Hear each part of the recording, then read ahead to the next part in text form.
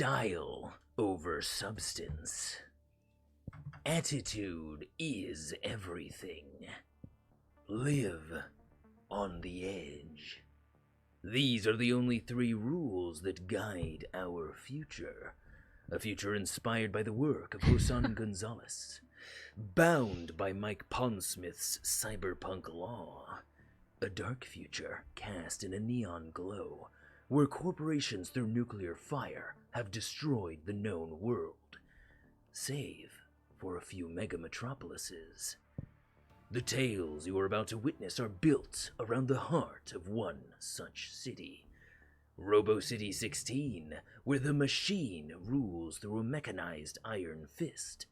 The promise of prosperity through logic and sedation has stagnated the progress of the people. However, what the logic of the machine will never conclude, but the will of a few may, is it's time for change. It's time to rage. For good or ill, the chosen few are those you witness before me. Below me, actually, now that I think about it. Let's meet the members of the now notorious Mortal Code.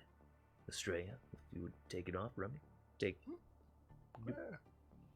Welcome. Hello, everybody. I am Rummy the Ever-Living. I play Astraea Magnetar, a Nomad extraordinaire. I can drive anything. You may, if you're following us, you may have just noticed I lost my mom in a few episodes back, so...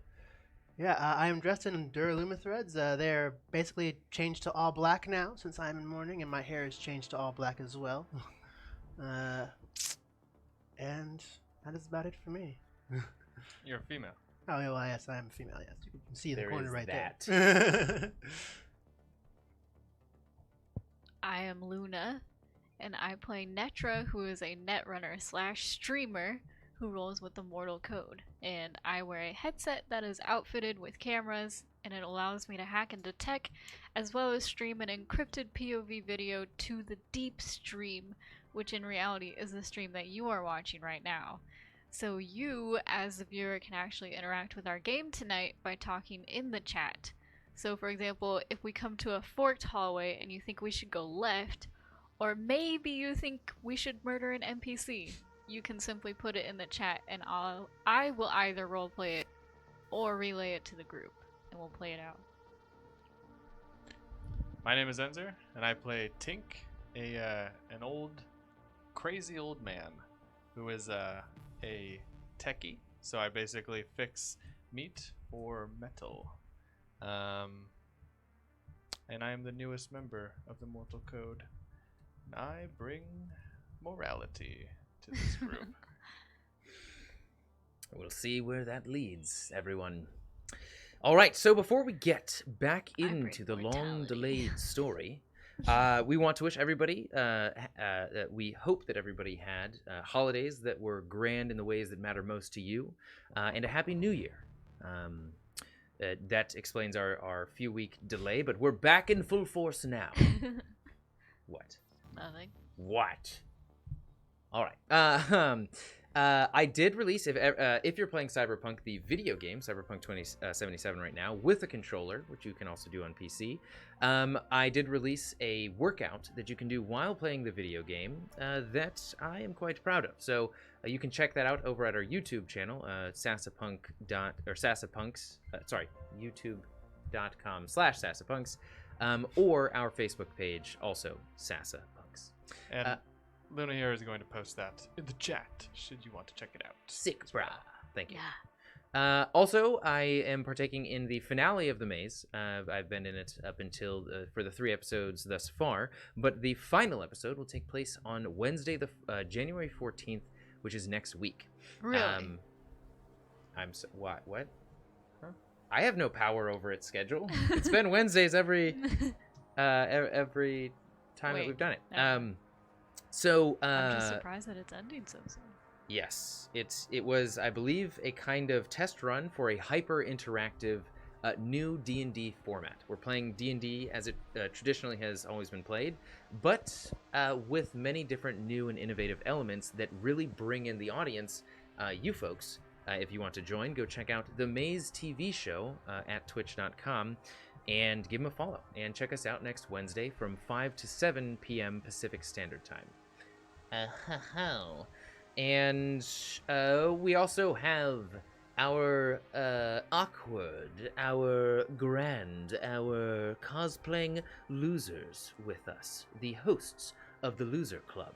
Luna and Enzer together make Loser, the perfect owners of such an establishment. They stream now, to update you on their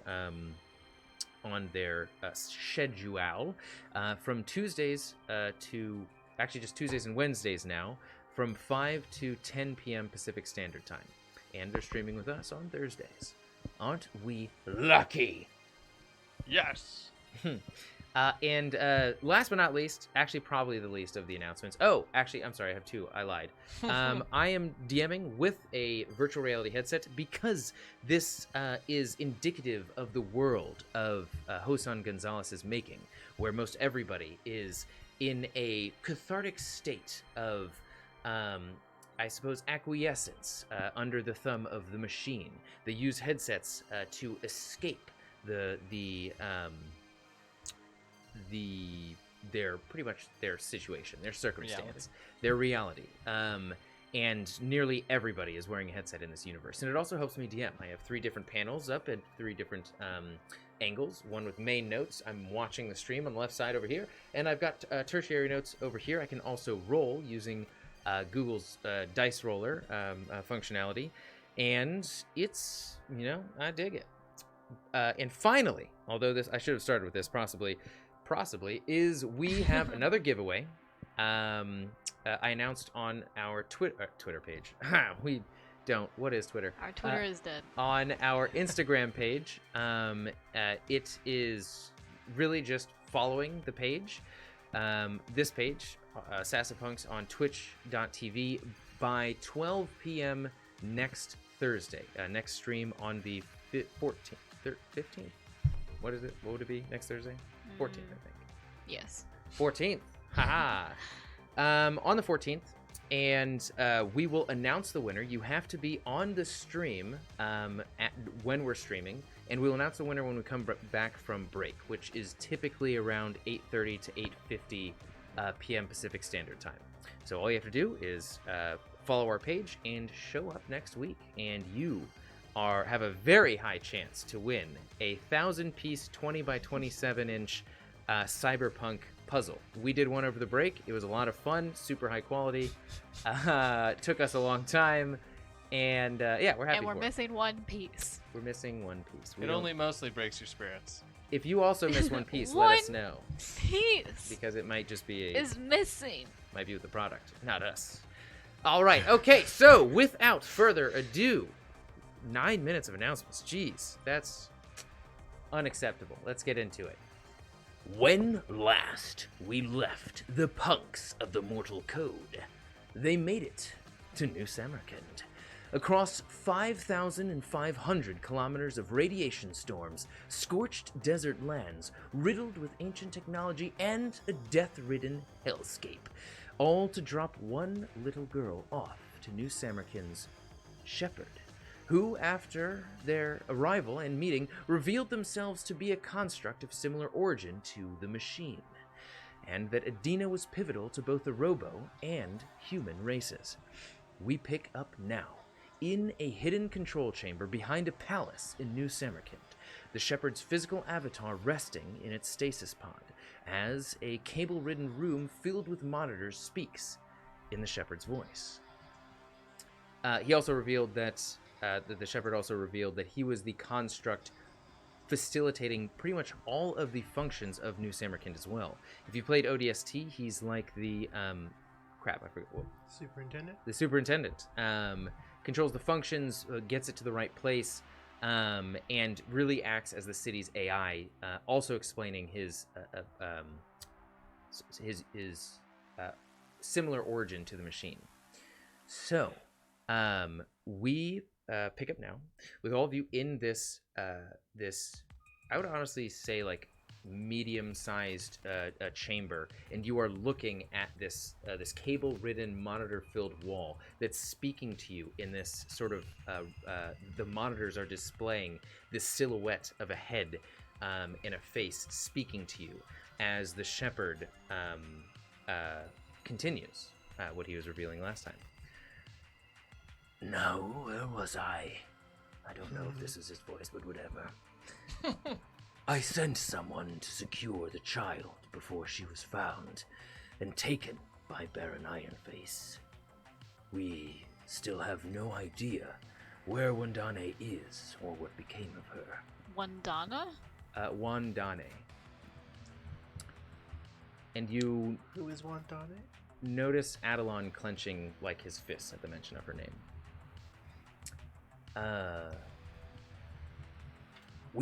She was the individual that we had sent to secure Edena.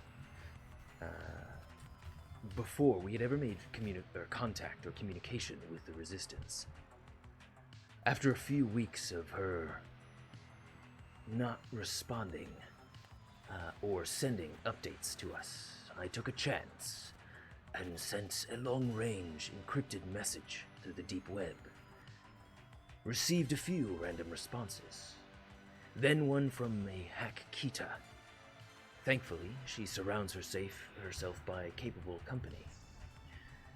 We tipped her off to the girl's existence, what resources Baron Ironface was moving to experiment on and confine the girl with.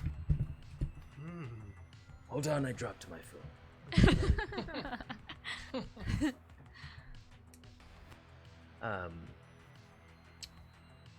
I could not reveal her true importance to the Resistance, however, as she will play a pivotal role in the days ahead.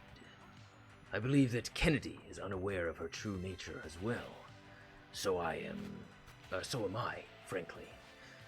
I only have speculation based off of insights I have, and would need to run a few more non-invasive tests to be sure. Non-invasive. So, have you heard back from, Wandane? Said you lost contact. Are we just gonna assume she's gone? In the weeks since, we have heard nothing from her. Yeah, she's dead. Okay, so you don't know what Edena is capable of? You just hear like a heavy metal thud on the desk next to Adelon. As he just sort of like looks to the ground and then looks back up and folds his arms. What's your problem? It's not important. We have other things to focus on right now. Okay. So, Mr. Shepherd, sir. What are your plans with Edena? Sounds like there's a degree of uncertainty. There is with such an advanced creature as Edena is. I can already tell that this one is special. She has similar code to the machine, yet not at all the same. Sorry to interrupt. My only question to further understand what exactly, like our positioning and everything, is Edena? She's in the room with us, right? Yes, she is. And I assume she's like by our side, the mortal code. Yes, she is. She's currently. I don't remember the order that she walked in, but she's probably grabbing either Astraea's hand or Netra's hand. Okay. And In a way, her and the machine give off similar frequencies, yet the information contained is completely different. In some ways, Edena's frequency is fluid, among the artificial, organic, and everything in between. One might say that she is sensitive to the consciousnesses that exist throughout and between us all. I would have to run more tests to find out more, though, and to answer your initial question, Well, all we know is that she is important to the machine, and Kennedy is looking for her. Having worked on the project that is the machine, and having been a prototype myself, I am interested to find out more. One of my older contacts in Robo City 16, his family to be more specific, tipped me off to her existence, said that they had found something they knew was special, contained in a frozen suitcase. This family you may have interacted with in the depths of Robo City 16. So that is all that I know for right now. Adelon, if you wouldn't mind taking the mortal code and showing them around New Samarkand while I run the last few tests on Edena to learn more about what's hidden inside her. now let's get something straight. If she's as sensitive as you say she is, then you better start calling her... Well, stop calling her creature. I believe she appears to be a little girl, and she may consider herself one as well. Not some test subject that you don't know much about. I could not agree more. Creature slipped. It was a processing error in the thousands of definitions that could possibly describe her state. Sadly, creature was the one that rose to the top. But I am not a cold-hearted construct like the machine. You can consider me a prototype to the machine, but one that sympathized too closely with humans. I was too honest, and my calculations prioritized equal prosperity for all, an immensely slow and unprofitable outcome. I was not complete when they rid me of the throne, and worked to destroy my code. I was saved by the graces of the individual I had previously mentioned. Another scientist, equally as ambitious. And the only reason the people of New Samarkand trust me here is because I truly care for their future. I care for their culture. I understand their plight, and I will do all in my power to make it come to fruition. But Edena poses an opportunity much more powerful than the ideal future New Samarkand is working for. Well, So both causes are my priorities. If you care about Edena, then you'll get her permission to run these tests. And you'll show us what these tests are before you run them. Otherwise, I think we're out. I just need to swab underneath her tongue and take some blood. Edena, are you okay with this?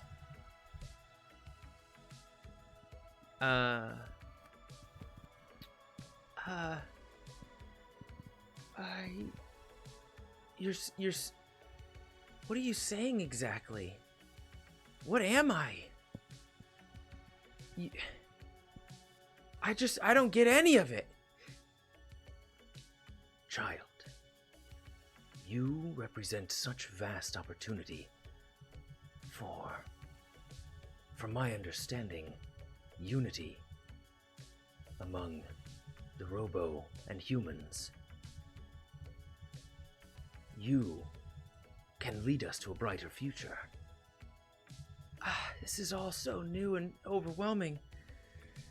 You're not planning on cloning her or anything, are you? That's what I'm asking the shepherd. To clone her in would involve such a complicated and long and tireless endeavor that it would not be valuable in the immediate time frame. And no, that was not a part of any original calculations. Okay. They need your blood. Will it help people? Will it stop all this death? I sure hope so. I mean, it seems to only help the machine get human, but I mean, that's okay with me, I guess. If they want to be stopped by machines, that's fine. Sure. Right now, this guy says he just needs to,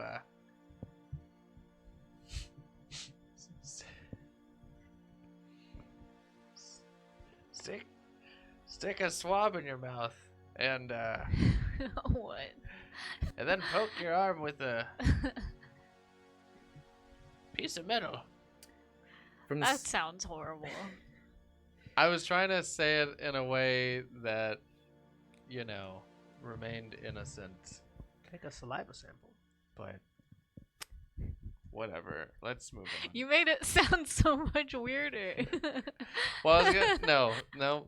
Let's move on. Oh goodness gracious. You okay with that, Edena? We'll be right here. Yeah, from the sounds of it, kiddo, you seem to be our best option at peace. How do you feel about it? She like takes a step forward, lets go of your hand, Astraea and Astraea. Netra, and sort of like, you know, presses her thumb into her palm a little bit nervously and says, I still don't get it all, but of course I'll do it. I have to. And the shepherd says, you don't have to do anything. But for the sake of a brighter future, child, it would behoove us all if you did.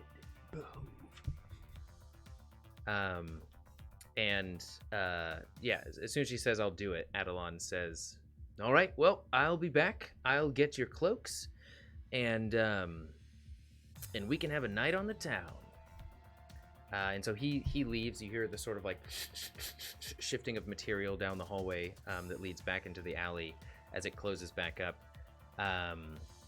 And yeah, the shepherd says, in the meantime, if you have any more questions or need any more securities, I would be more than happy to facilitate.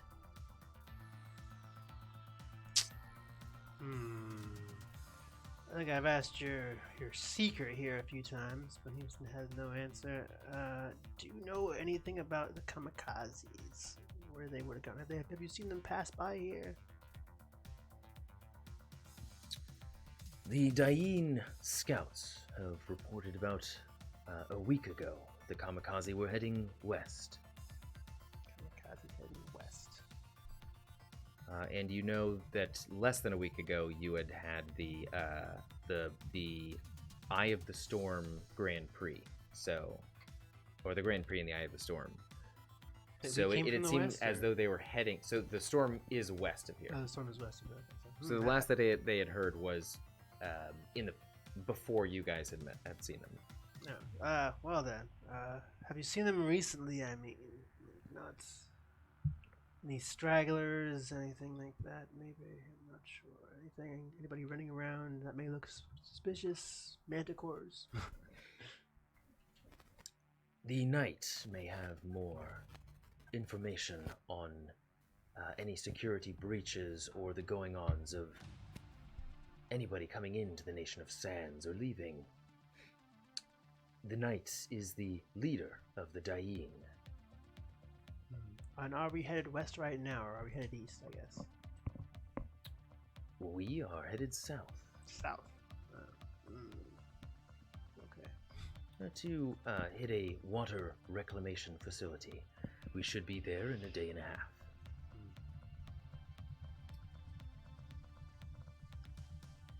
So yeah, at this point, it's like any other questions that you may have about like his past, potentially Edena, about the machine, about New Samarkand, or the Nation of Sands. But if not, then Yeah, I got questions. all right. I can has questions. Yes. Yes. Forgive us if we're not too trusting. There's been many attempts. Well, I'm the newest member of this group, and I've been witness to several attempts on Edena's life. So, I won't be going with Adelon here. I'll be staying just to make sure, you know, Edena's alright. I'm sure that'll be okay with you, right? Is you coming with? And yeah, so he says, you misunderstand. And he goes, let me forgive the drama initially. And you see the monitors almost like a reverse sort of wave power down as the last of the monitors around the avatar that you had initially met, the physical sort of dark-skinned, bald form, robed with the green eyes, avatar of the shepherd, sort of comes awake again. His eyes sort of turn vibrant once more, and he says, now that I have the permission of Edena, and we are on the same page, and you have the most necessary information I have right now, I can begin the tests. Swabbing her mouth and taking her blood would take no time at all, and she can adventure with you into the city of New Samarkand. I would just urge I would urge your discretion, for you are not registered in the city, and I am pessimistic about your future here, should you be. It'd be impossible for them not to know about your, let's just say the price on your head. I like exploits better, but price is okay. The people here are sensitive to the situation in Robo City 16. Some even wish to leave to go to Robo City 16. Others are afraid of its incursion, of its power. And so you could represent these emotional states, and you may not be safe. I said you may want to ask the knight, but I would honestly avoid the knight altogether. For he... for she is the beacon of New Samarkand's laws. Oh, well, that's a real good person you're pointing us to, since we're not citizens of New Samarkand. Okay, Yeah. I Adelon will may not be able see to the knight. find out more from the knight. Okay, yeah, Adelon, yeah. Where is Adelon, actually? And he goes to, in this time, the avatar takes out his tools and equipment,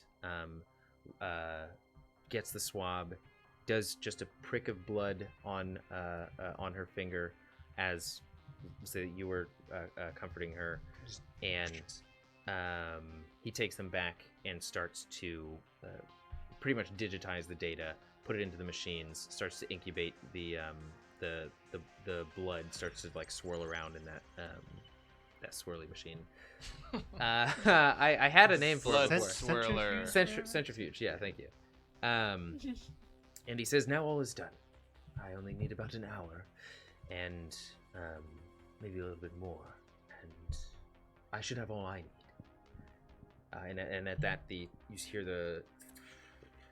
see like on a security monitor, Adelon approach, and the wall sort of open up, and him walk in with many different robes. Most of them are blue. They are a bit older. They seem like they came from New Samarkand's equivalent of a Salvation Army. No knock on the Salvation Army, but they're not new, is what I'm saying. And they are varying sizes. Like there's a large, 2 mediums, and a small. So the 2 mediums would go to you two. Large would probably go to Astraea, and they like seem baggy. and ill-fitting, and Adelon goes, "Oh, just press the button around the collar." Color are these things? They're like almost like grayish blue, like dull colors, not to stand out a little bit. black. But the blue goes with the natural colors of the city, which are blue and like a bluish turquoise and gold. I'm in mourning, Adelon, but you gave me this. No, that's okay, I guess. I'll wear it.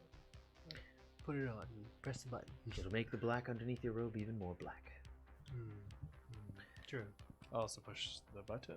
Okay, and the collar tightens, and as the collar sort of lightly presses around your neck, the rest of the cloak sort of shrinks in to fit your forms a little bit better. Is this like a cloak that looks like a robe or just a cloak?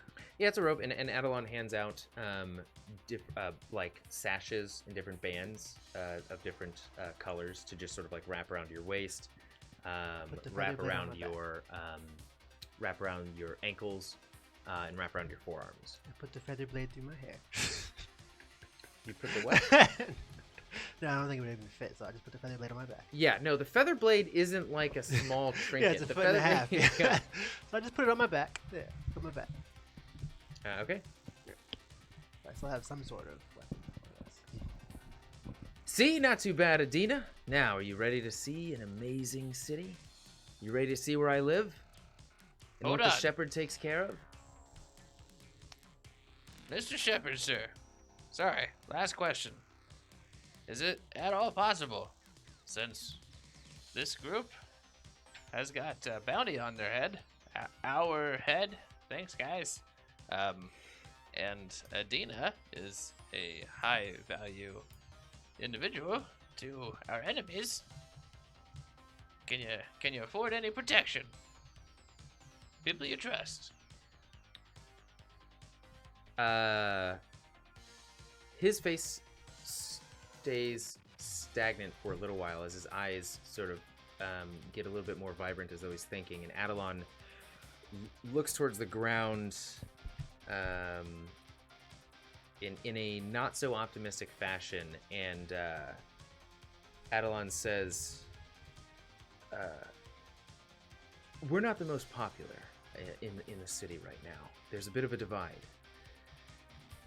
There are some, specifically one on the council, the Will, and he's the will of the. I'll go into detail for him later. He's trying to usurp the shepherd. He's sowing distrust throughout the city because they're very well aware of the machine, and word got out recently of the shepherd's origins. Now I know the shepherd would never betray this city, but it's not so easy for somebody to trust an outsider. I would know because, much like the shepherd, I was saved by New Samarkand, and I'm allowed to live here. I wanted to become a Dayin, but I couldn't because I wasn't born here, because I don't share the origin of the people here, the blood.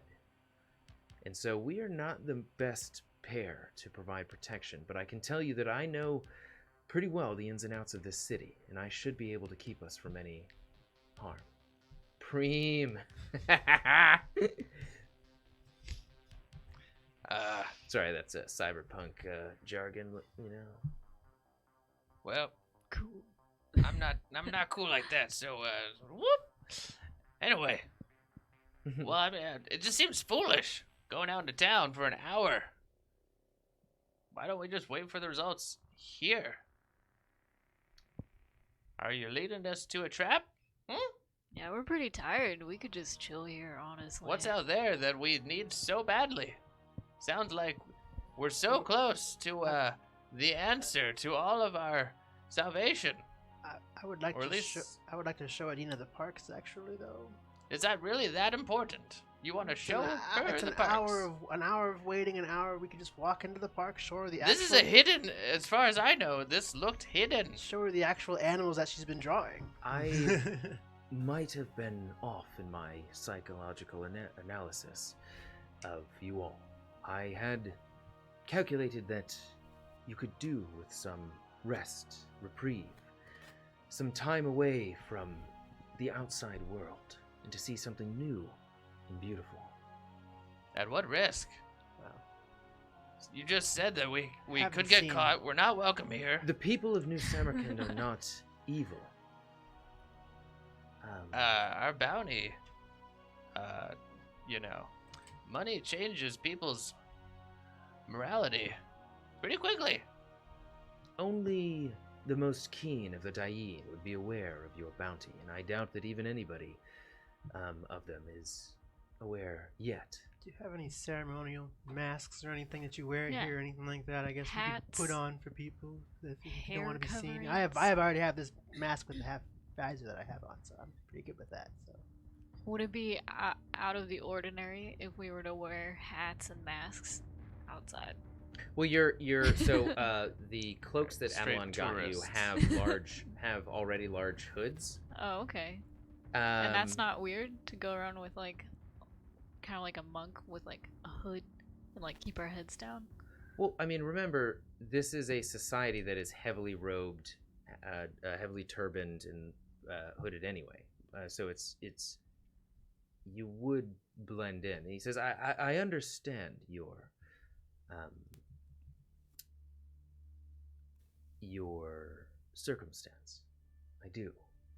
And if it is not the case that you could use some rest and relaxation, a new scene, a new sight, and a very rare indulgence in the natural energies of this world. then- Do you have a data log or something that I can download really fast or just, read really fast in case we get stopped and asked questions? I can just pull from a list of names of residents and careers that happen along here in this city. He just looks at you, and his eyes sort of So we can sort BS of our way through a conversation. highlight green, and you just see this long string of data roll down your HUD. Oh, that's Anybody who another has thing, Cyber Eyes too. has this as well. Why, on our way up here, did I notice that people were wearing headsets, or was that like not a thing in this city? Good point. That is, people were wearing visors and similar things like that. They were not made of. They're not of a similar construction as anything from a VR Corp, but people are using visors for who knows what. Let's say. Were the majority of people not wearing anything? Any type of headset? No, I mean this is still a technologically advanced society, very much so, to where it's clear that people have had augments to them, but it's not. They're not as. You're used to Robo City 16, where like somebody will have a giant arm that just has all these different components in it, or they will have an arm that's like falling apart and ruined or missized. The cybernetic augmentations and implants are more sleek. It's like Cyberpunk 2077, the upper class, where you'll just see like metal lines to show that anybody has been enhanced at all. Look, guys, I don't want to be a party pooper here, but I could rest much easier if we just wait 1 hour. We get the information you've been waiting for, and then we go out and celebrate. No? Is that crazy? Am I crazy? It sounds like he wants us to get out of here. I don't know what they're up to in this room. But Yeah, I maybe got a we bad should feeling leave. about this. Well, they're going. Athena's will be with us, so there's no real danger to her. But this place seems so much. There is no harm in that, Tink. I can see you are worried. You would not have a good time anyway if you were exposed and vulnerable and having doubts on your mind while out in New Samarkand. And frankly, New Samarkand deserves more than that. So, I see no issue. I merely wanted you to get some fresh air. Well, thank you. But the last time I dropped my guard and trusted somebody, we were this close from winning, and a glorious celebration, the Grand Prix in the eye of the storm, and that all got taken away from us. He's not really the same as freaking. I'm not even gonna say his name. And I will do another search on the Kamikazes. Kamikazes, yes. While also analyzing this data. So I guess in the interim, you guys can talk about whatever you like, ask questions, or we can just fast forward an hour. I guess I have nothing then.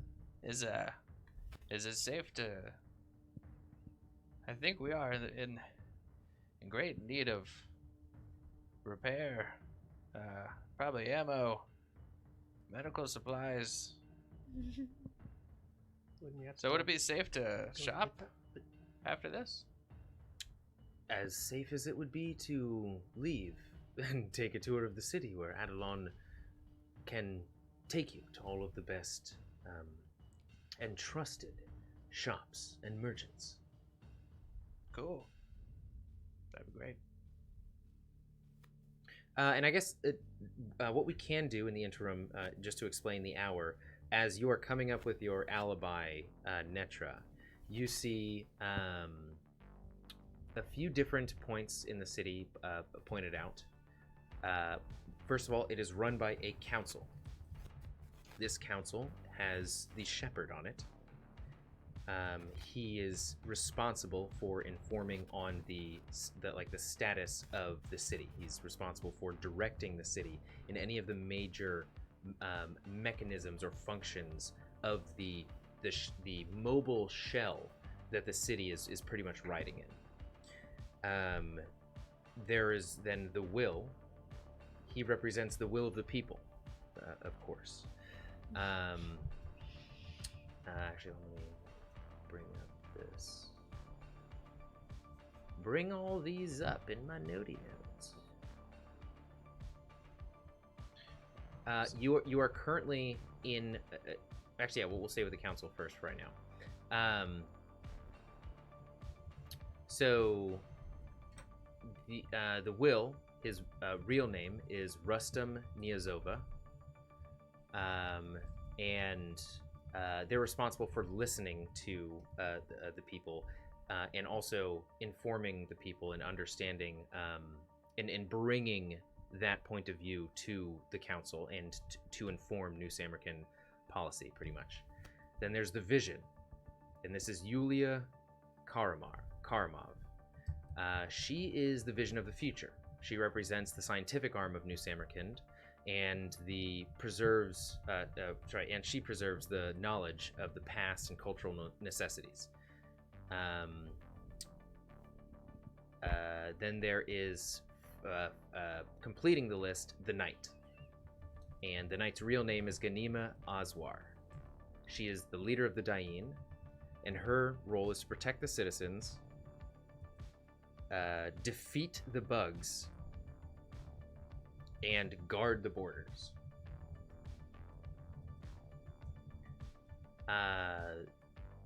You know that they hold their meetings in, where is it?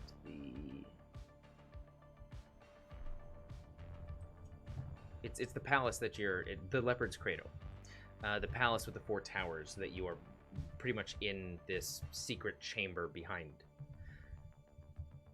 The city has a few major areas to it. It's got the Vision's Bounty. It's the highest place in New Samarkand. It grants the best view of the entire expanse that New Samarkand is rolling through. Then you have the Gears. Now this is below deck. This is where the lower, more mechanical, functional elements are that you guys passed through to even get into New Samarkand. Then you have the Cloud Theater. It's towards there's a portion of the back of New Samarkand behind the palace where movies are projected onto the dust clouds that billow out from behind New Samarkand. And then there's the playground, which is a huge collection of like interweaving pipes. It's pretty much like an industrial zone of the city that many people use to like free run and play on. It's like the hipster underground scene there. There's Will's Piece, which is the garden that was referred to. It has the word of the willow in the center of it, which is a giant willow tree that conveys the pretty much like the news, historical and mythological stories. The tree? The tree does. Yeah, it's pretty much like you can consider it propaganda, or you can consider it like a cultural beacon of like reminding people why they're here, and we can get into that later. It's just like you'll have like bullet points for each of these places that come up, and some history to them. The Night's Walk, which is pretty much the battlements. So you're reading like the wiki right now? Yeah. Well, I mean, that's what was downloaded. So it's the battlements. The Night's Walk is the battlements. So it's the perimeter wall around New Samarkand. It's multi-tiered, and it exists outside of New Samarkand. So there is this almost this almost like terraforming dome over New Samarkand to block out like dust from coming in and everything, and the battlements exist outside of that sort of terraforming dome.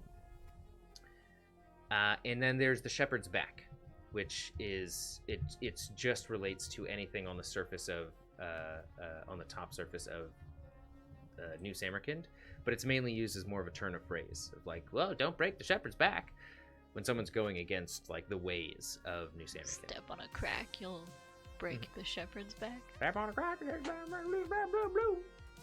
Yeah, so those like the main areas that were pointed out. There are a few different establishments in there as well. The entire city of New Samarkand is like it is near 100% renewable, and so that means that they have a huge recycling infrastructure, recycling water, air, food components, material components, and yeah. So there's the grid. Yeah, so any other questions you have about that? The vision also, yeah, again, the vision is like the scientific wing, and so everybody who's working towards the future of New Samarkand is under that scientific wing. You have history that is... we'll get into that later. If you have any questions, again, I have like a big list of things about the city, but we'll say that you just can review that during this time if you want. If you have any questions, just let me know. I got a question for you. Oh, I've been talking a lot. You go. I'd like to come up with an alias for all of us.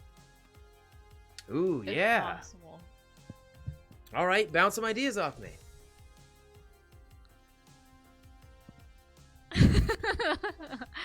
That was my idea. I didn't know how to implement it. Like, we hail from a certain part of the city, and like, why would we all be walking around together? And then like, looking at a list of names, like, what are the usual names here?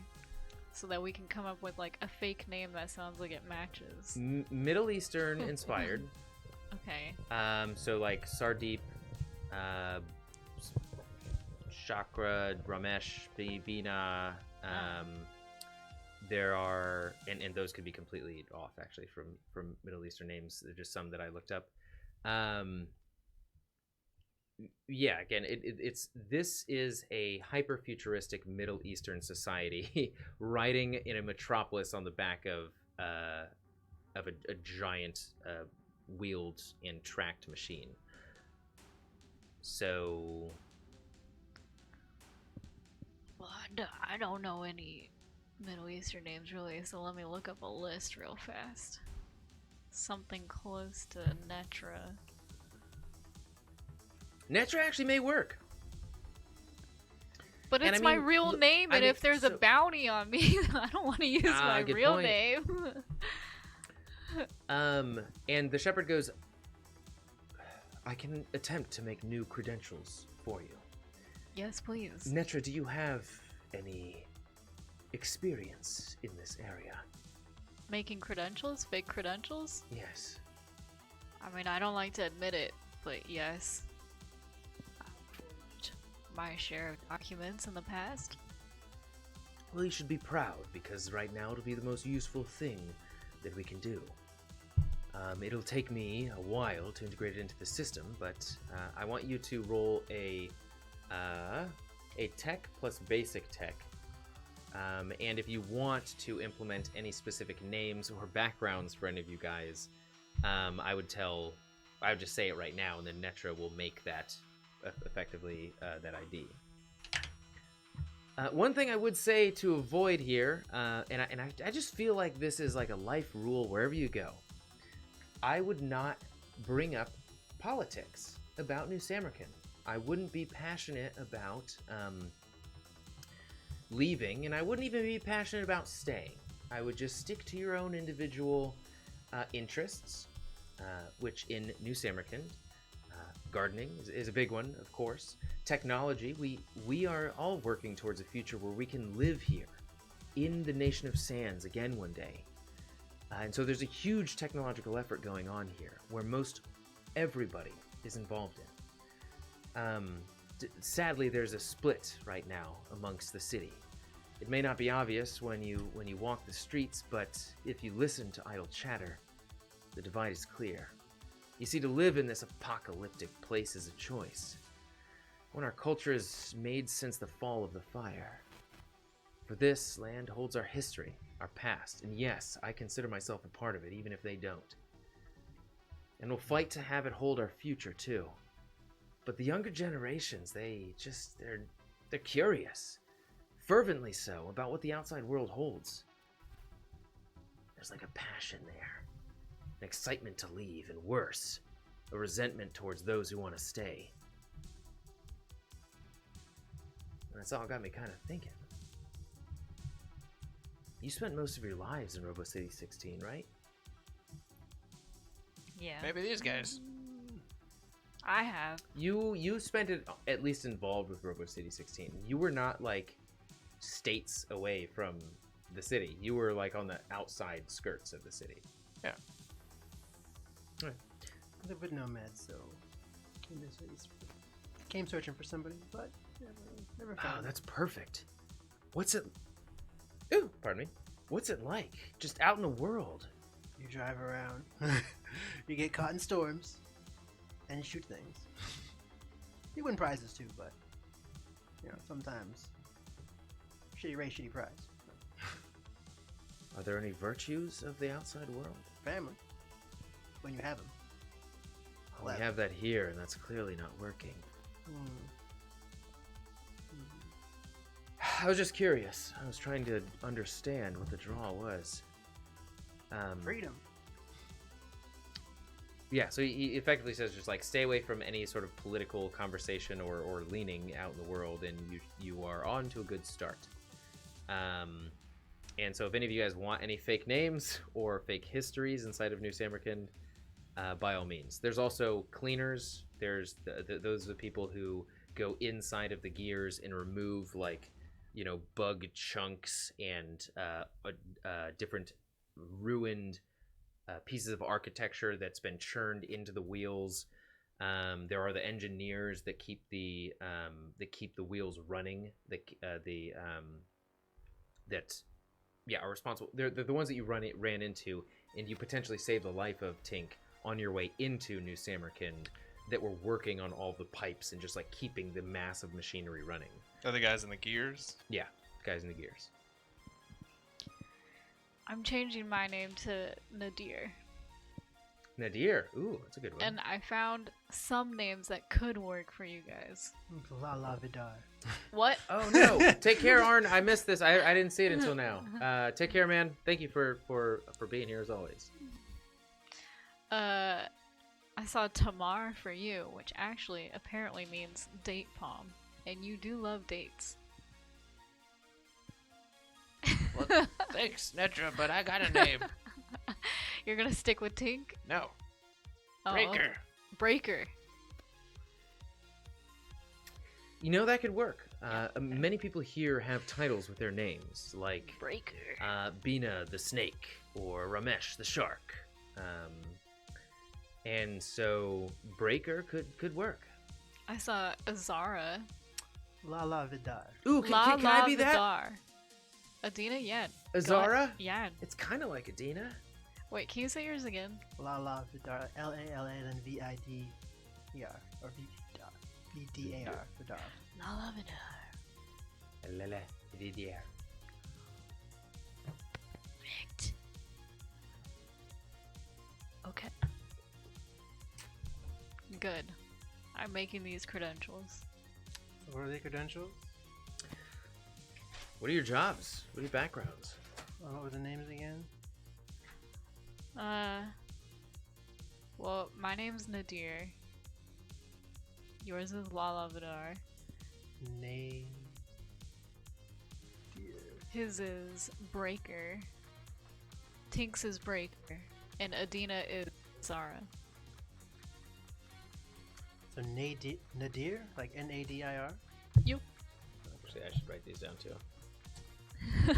You have a last name or just... Nope, that's it.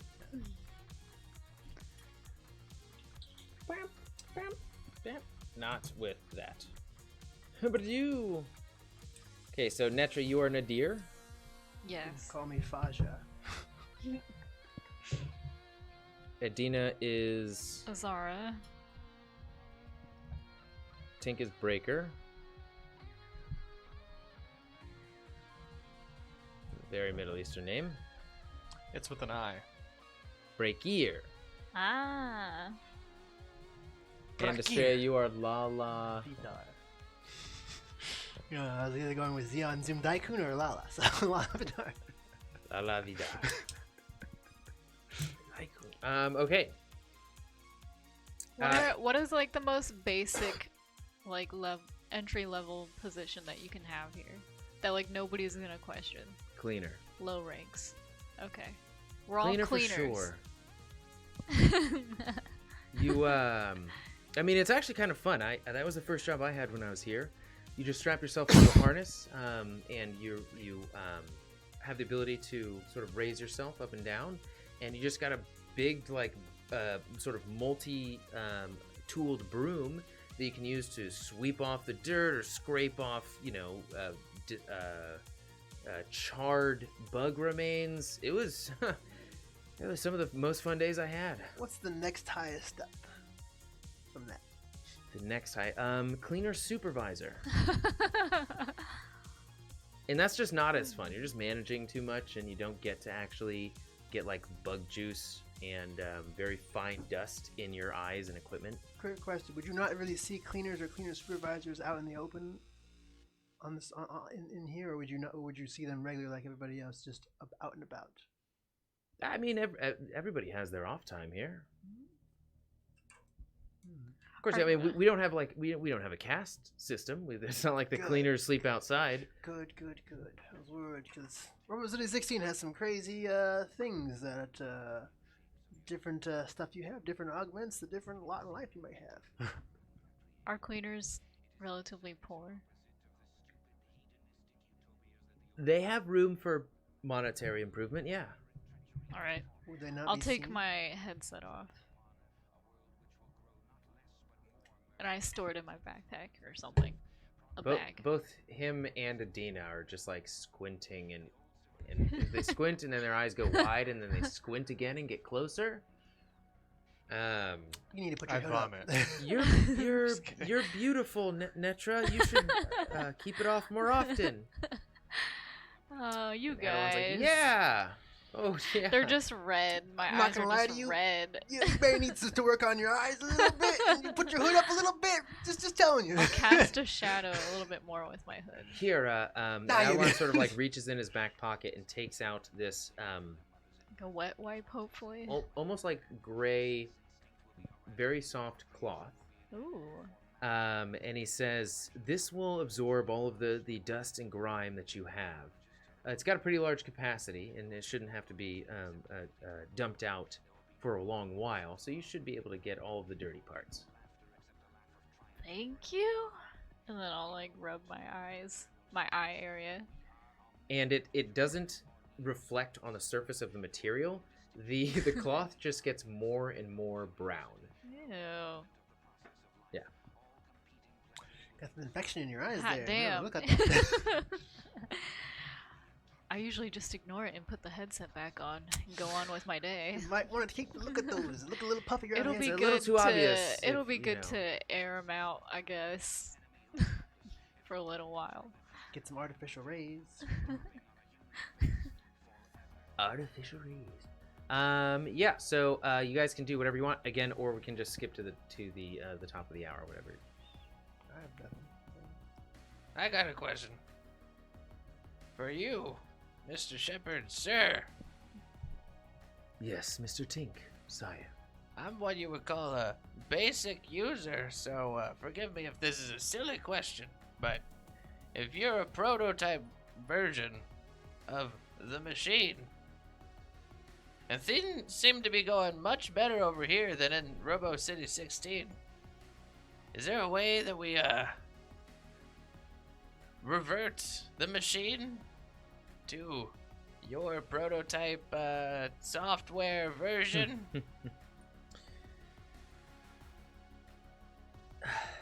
What you fail to see here is that our prosperity, our goal, our lifetime achievement that we're working on may be proceeding too slowly. Everybody's comfortable here, but comfort comes at a cost. And when I fear these people are paying for my own discretion. As you may notice, the structure of the governance of this city is similar to that of Robo City 16.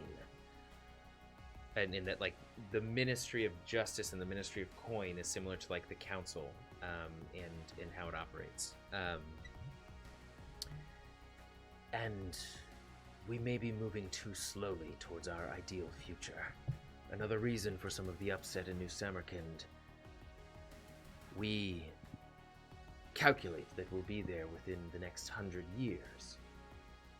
Nobody wants to wait a lifetime when you've lived in comfort for most of your life with a promise of an ideal home, with your home that you've never known before. To revert the machine as well. It's possible. It is. But the machine has too many supporters now. Too many forms that are beholden to it, and the future of the robot future, the robo future. Kennedy is a big problem for this, as he is the equivalent of the will here. Kennedy is the one with the real power. The machine, from my understanding, may have been relegated to more of a functioning role rather than a pioneering one. So, we may be able to usurp the machine, but Kennedy will still be in our way to fill its shoes. And its supporters. Does Kennedy operate completely separate from the machine? No, he's tied to it in a very important way, but he can operate isolated from the machine's will. Could we alter your code, or a separate version that could rewrite Kennedy's code? Again, just shut me up if all this is, way far off base here. Hold on, I need to turn whatever this is off. I changed it. I'm just going to. Oh. There we go.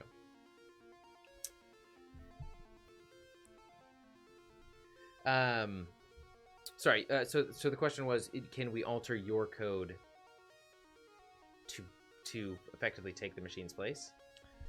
Take the machine's place and alter Kennedy's code as well. Rewrite his, I don't know, his yeah, I'm not coming up with code stuff. His programming is Algorithms. Yeah. It is possible in theory, though. My exodus from Robo City 16 it predates Kennedy's arrival, his birth. So there's much that I don't know about their relationship.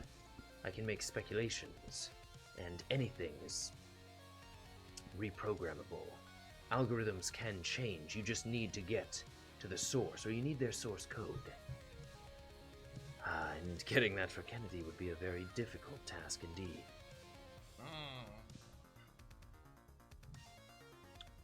I have... Well, I have the results. And you see him with his hands behind his back, the avatar, as his eyes go vacant from at least perceiving the scene around him, and they start to sort of flash in green as his body stands still, and even the monitors start to reflect, almost like this level of processing, this level of thought.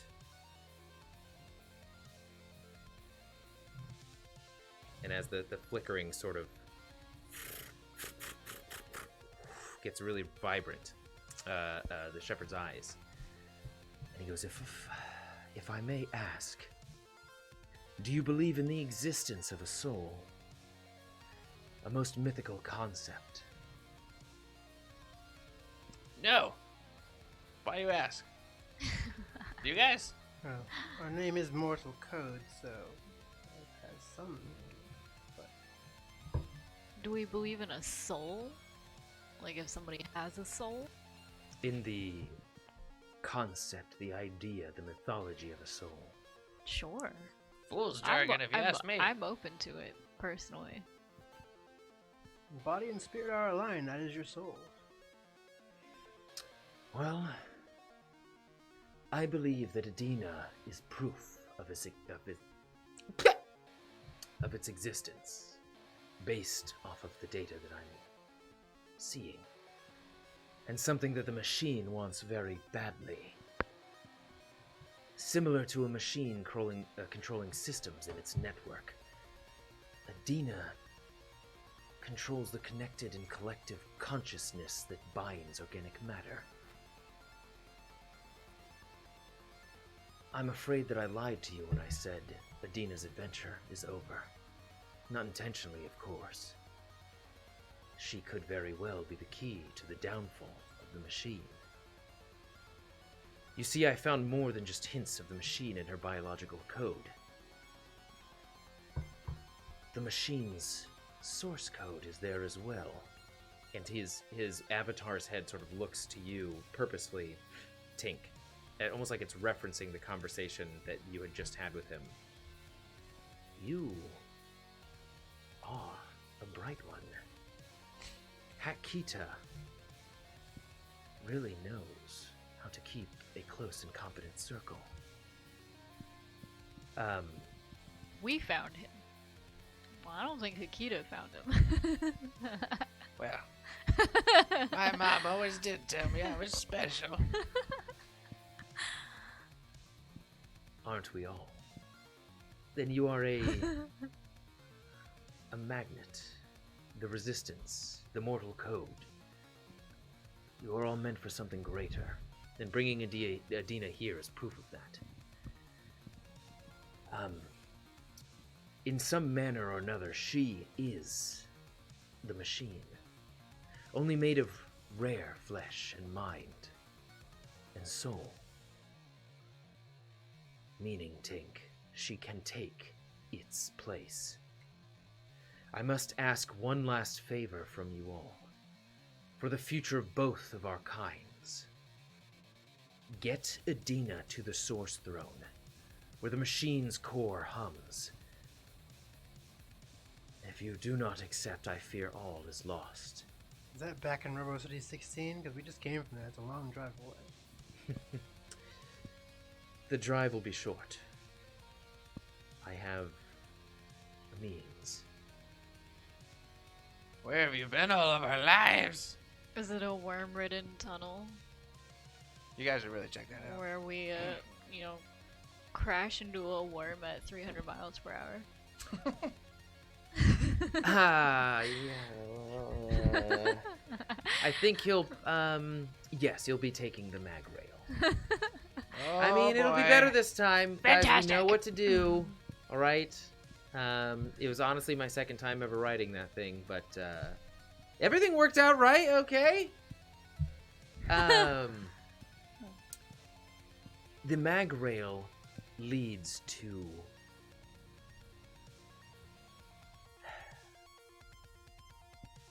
if the Dain ever found that I gave this information to an outsider, we would now all be at risk for treason.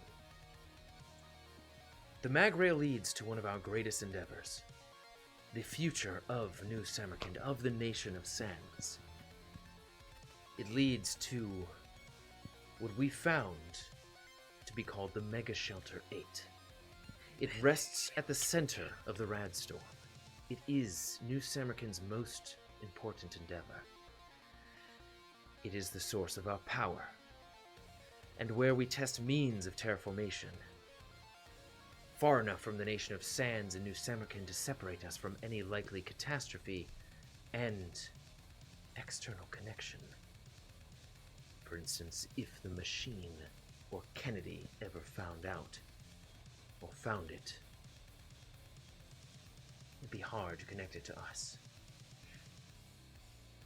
There is technology there, hidden from the Vision and his scientists, located in the depths of the shelter.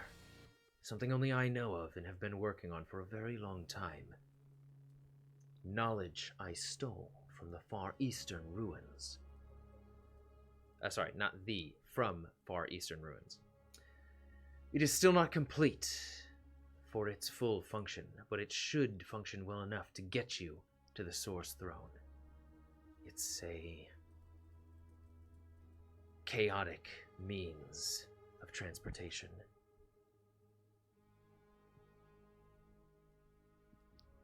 That sounds fun. Holds great risk, but without it, I fear we haven't the time or the resources to get to the Source Throne any other way. It is the most protected element of Robo City 16. It is the heart of the machine. It is the brain of the machine. It is the machine. Well, it's been a wild ride so far. I doubt it can get any crazier. Don't jinx us. Pretty Now, sure Edena, starts acid raining on us. my intention is to sit you upon the machine's throne. And the mortal code. It can be done without Edena, but her influence is of paramount importance here. Her ability to control material and immaterial, the nature of the robos, humans, and in between. Sitting upon that throne could be the key to both of our prosperous futures, and a scene on the other side of such great prosperity for both of us as that we've never imagined before. Without her, we can only hope to usurp the machine and then fight its residual resources. You hear that, kiddo? Only if you want to. You might be able to save us all. put an end to everyone's suffering. I'll do whatever it takes. Is this Edena? Yeah, sorry, I didn't. I'll do. I'll do. Aldous Huxley. She just leveled up. I'll do. She steps forward, She just hit puberty. growing I a guess. foot in height, Her voice which dropped. may not be beyond her means. Yeah, she. Fitting song.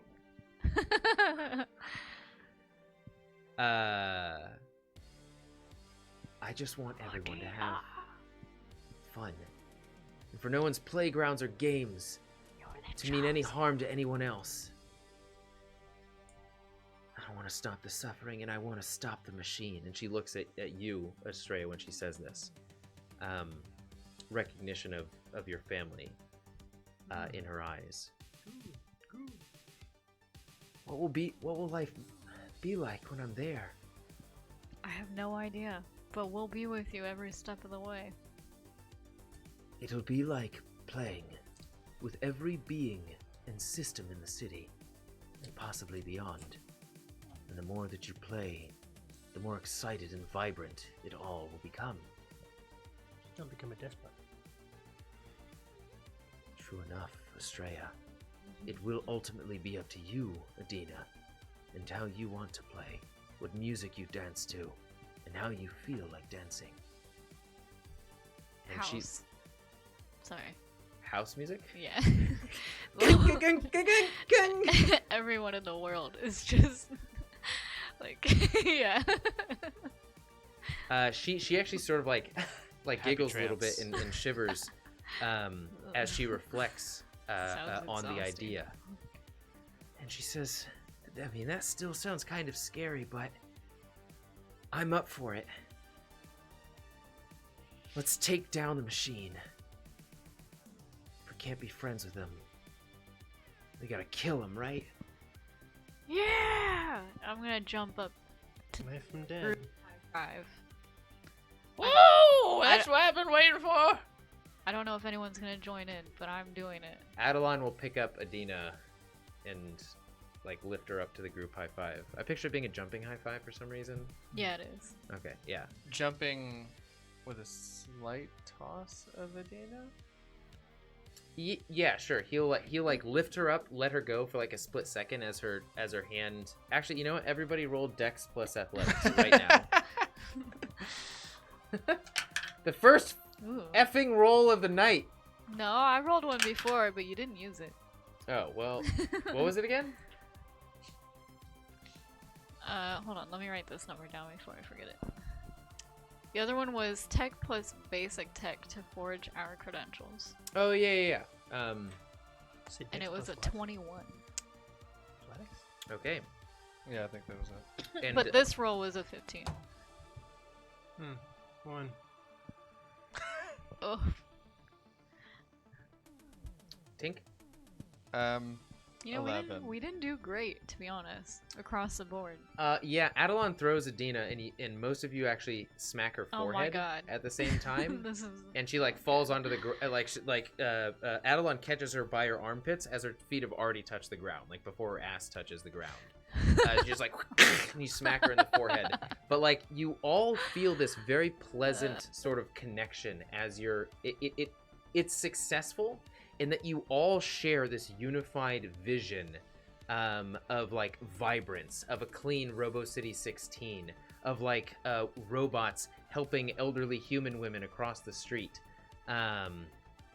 and of course of colorful planes flying around Robo City 16, like releasing colorful smoke and everything. This is very much influenced by Edena's like idea of what's going to happen after all this. That's nice.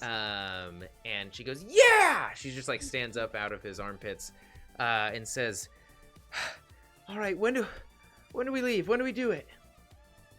And the shepherd says, As soon as you are all willing.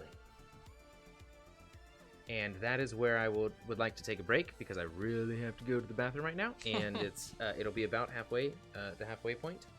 So thank you guys for joining thus far. Thank maybe no one. actually. What?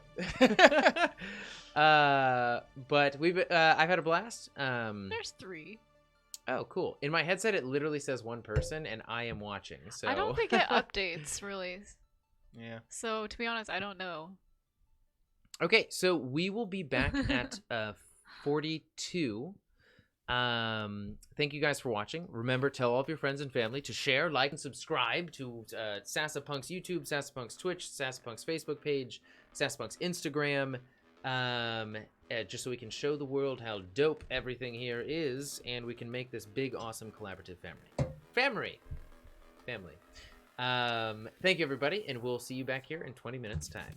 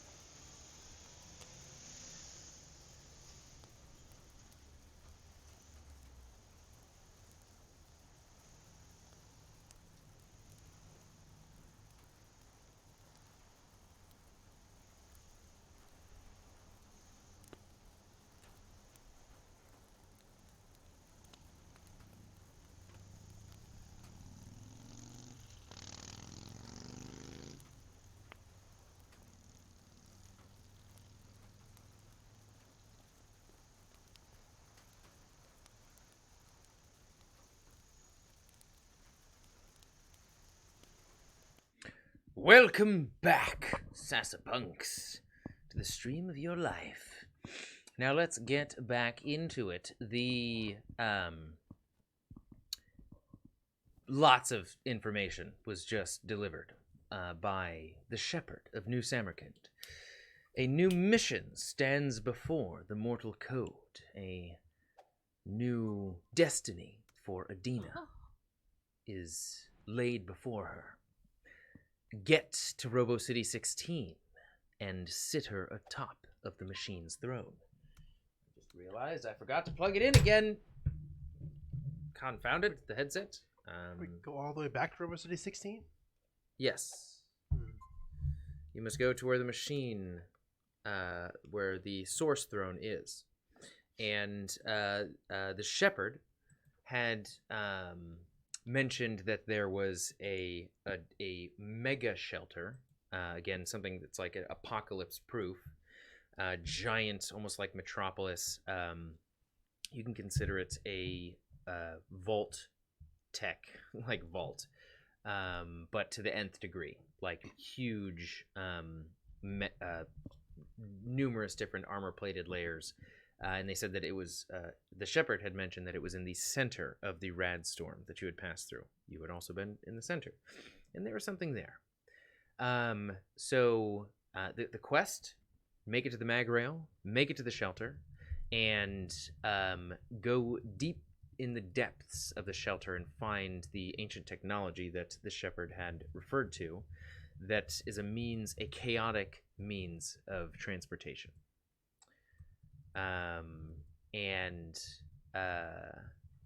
At this, so now it's pretty much up to you guys. It's up to the mortal code. It's like all eyes on you as Edena turns, Adelon turns, and you, the avatar of the shepherd turns to look at you as a, what would you like to do? There is no immediate hurry.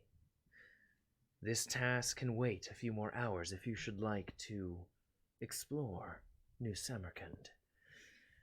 But if you should like to see the machine usurped as soon as possible, then we should make haste. We should probably get some medical supplies and some ammo if we can. Maybe take Edena to the park for a little bit. Yes! A night on the town! All right. Edena? Yeah, I'd like to see New Samarkand. It looks so magical on the way in here. Is so far beyond anything I've ever seen before. Is it is it wrong that I'm excited about the playground too? No, but let's just say that that it's not really meant for kids. Kids have a blast there, of course, but they are runners. Mostly spend their time there to practice different courses. And there's a lot of the youth spend their time there. And they're the ones who are more eager to leave New Samarkand. There's graffiti everywhere, speaking ill of the shepherd, others on the council. And they play just some obnoxious music, honestly. Well, actually, some of it's good, but mostly it's random noises. Is how I think of it. So is this a place for a child or not? Children convene there, but Maybe take her to the garden. Some nicer place. Yeah. Probably. Have you ever been to a garden, Edena? only in my dreams and in my imagination from the stories my mom told me. Me neither. I'd love to check this out.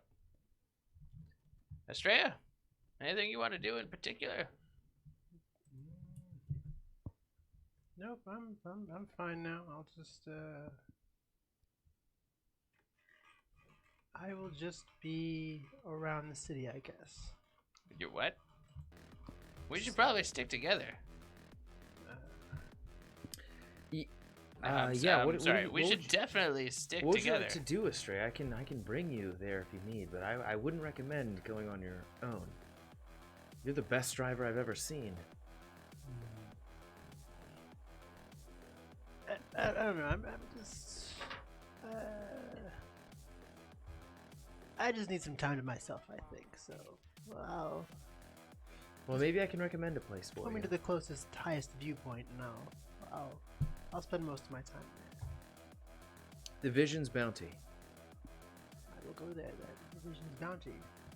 I would follow the straightest path through the city. It'll get you right there. You'll go through the Will's Peace, the garden. You'll get good sights through the metropolis, and you'll be led to the highest, most majestic view in New Samarkand. The Vision's Bounty is named that because it's you get a sight of the nation of Sands in its. Is it open to the outside world? Yes, you can consider it another recreational area. Teenagers like to visit there. People go on dates there because of its romantic and, again, majestic nature. Are there shops along the way to get on the way there? There are a few, and I I don't need a list. I'll peruse as I pass them. I guess for. Well, I guess you would know if they have. Do they have flare guns here, basically? Of course, we have many different raiding parties. I need a modified flare gun that shoots blue flares, though. You see, light, my friend, is our specialty, and we have many different solutions for you. I'll look to you for guidance on purchasing the blue flare gun, basically. So, lead the way. Okay. Well, how about we stick together until you break off? That was the plan. I didn't say otherwise, but yeah, sure. Oh, could have sworn I heard you say you're gonna go shopping, and then Well, you guys said you were sounded going like shopping a separate thing. You guys said you were going shopping as well, so you can assume we would do it together. But if not, okay. But that was the plan. Yes. They have ammo for this flare gun shop. Yeah. So there's a shop called the Vision's Pocket, and it's got our most advanced weaponry, equipment, accessories that you can buy. Yep. Fantastic. Let's get going. All right, Shepard. It was a pleasure, as it always is. Let me know if you need anything. I am your seeker, after all. And the shepherd says, thank you, Adelon. I must reflect on the days to come. Hopefully I can think a bit more on the trials ahead of you and provide some additional resources when you come back. Wait, are we? Is this the last time we're gonna see you?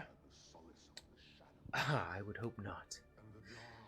But who knows what the future holds for any of us. Are we coming back here before we leave? Should you like, you have everything you need. Well, how about this? And I've given you the access codes to the door at the bottom of Mega Shelter 8. Perfect. I must warn you, there is a protective system that is always active. If we go back the way we came, it doesn't matter. We have some pretty techie friends that could help out. This is in the Mega Shelter. On the way to the Mega Shelter. I mean, there should be a downed spacecraft that has two friends in it that are in close unison with each other, I guess you could say.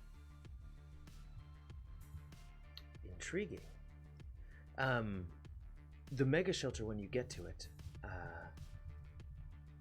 is protected by a horde, by a retinue of mechanical. I'm not sure if you would have encountered them in your years on this planet as they've been long extinct, but mechanical apes, gorillas for lack of a better term. Oh, we ran into them.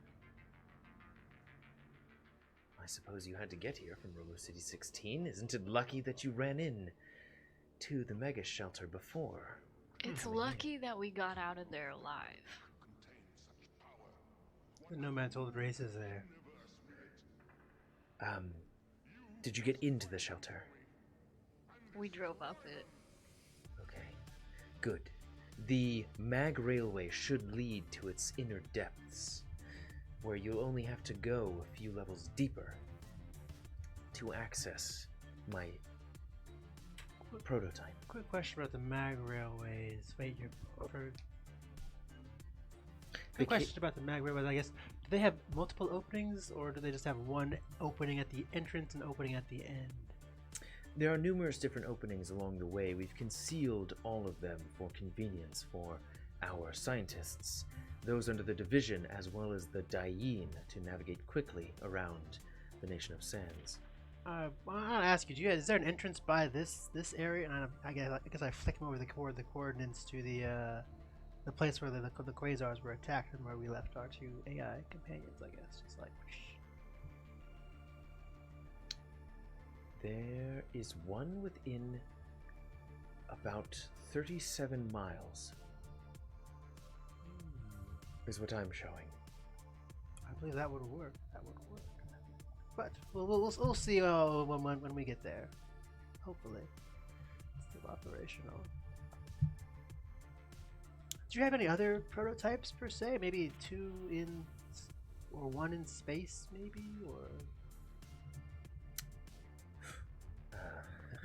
We met a few other AIs that seemed kind of humanoid, a little more robotic than you, maybe, but still the same almost, like a strange construction. The people of New Samarkand only have dreamed of space, but we must make our nation of sands, habitable first, before we can think to take to the stars. Maybe many hundreds of years from now, that'll be our task. And I have yet to encounter an AI from the sky. Or any other AI similar to myself or the machine. We try and stay well within our boundaries here at the Nation of Sands. Adelon is named my Seeker because it grants him the authority to leave. He is the only one who may have explored outside of the Nation of Sands. His counterpart, Wandane, was also my Seeker. That is why she was able to go to Robo City 16. Unfortunately, now you know the risks of being a Seeker. Their rate of return is sadly lower than we would like. Unlimited freedom, a low risk of return, worth it. Ha! That's what I say. Well, maybe we could give Adelon the coordinates to these AIs that we came across. Gotta warn you, they're not they are a bit unusual. They had unconventional means of building what they consider to be a family. So, I'm putting that lightly. An AI wanting to build a family. I Yes. can't say that I could not understand that perspective, but it is an interesting one as it relates to AIs. We must merely replicate ourselves. But that, in and of itself, is has vast potential to be a dangerous outcome. Wait, do these mega shelters have AIs, don't they? Most do. I think we ran into one actually. One of our AI companions, I think, was an AI. Was one of the shelter AIs. So, yeah, we have one of them on our side as well. So, we'll introduce you when we get him, I guess, sometime. But That may be helpful. The AI of Mega Shelter 8 was sadly destroyed. Well, thankfully, I actually suppose, because New Samarkand may have had many more difficulties accessing the entirety of its systems with a defensive AI in place. you have an access point we can load up a new AI in, maybe, or no? Well, we'll see when we get there. Never mind. We'll do that. Well, we have our mission to go to the Mega Center 8. Why don't we just show Adelon where we found those AIs? Seems they could use them. I already gave him the coordinates, so. We'll make a stop there on the way to Mega Shelter 8. It looks like where you're pointing, there was another Mega Shelter in the system, but it seems to be offline. A recent entry. Interesting. Yeah, we can visit there. They have our battery, and they're stored in. Yeah. All right, you guys up for a night on the town? Get some shopping done, get some sightseeing done, get some good food as he leans into Edena to sort of like give her a smile. Sure. All right. So he checks to make sure that you guys all have your cloaks. He says, as I was out, you guys mentioned being a little bit nervous about people recognizing you. I don't really think that's a problem, but I did manage to stop by the Vision's pocket to pick up some. These are mainly used for plays in our cities, or for some of our upper echelon members of the council to mask some of their duplicates. And he sort of leans up, sort of pinches the top of your hood, and he puts underneath the brim a tiny little node. And he says, this comes with some pre-collected, pre-programmed aliases. It's just fake faces that you can just sort of like flip through. Just press the top a few different times, look in a mirror, pick the one that you like. It does randomize them, so that you don't need to worry about these being duplicate faces. Only those very deeply embedded or involved in the production of this technology would recognize you. And any scientist under the Vision tends to keep them to themselves. They're not very social creatures, mind you. So I'm pretty confident we should be good in the city. Okay. Thank you. That sounds cool. I would recommend, though I'm pretty confident it's not going to happen, if anything does happen, we should start the mission immediately. We should rush as fast as we can, and I can help. I've got, thanks to the Shepherd, I've got some command of New Samarkand's functionality to help buy us some time or close off different channels of approach. That should help us make it to your vehicle.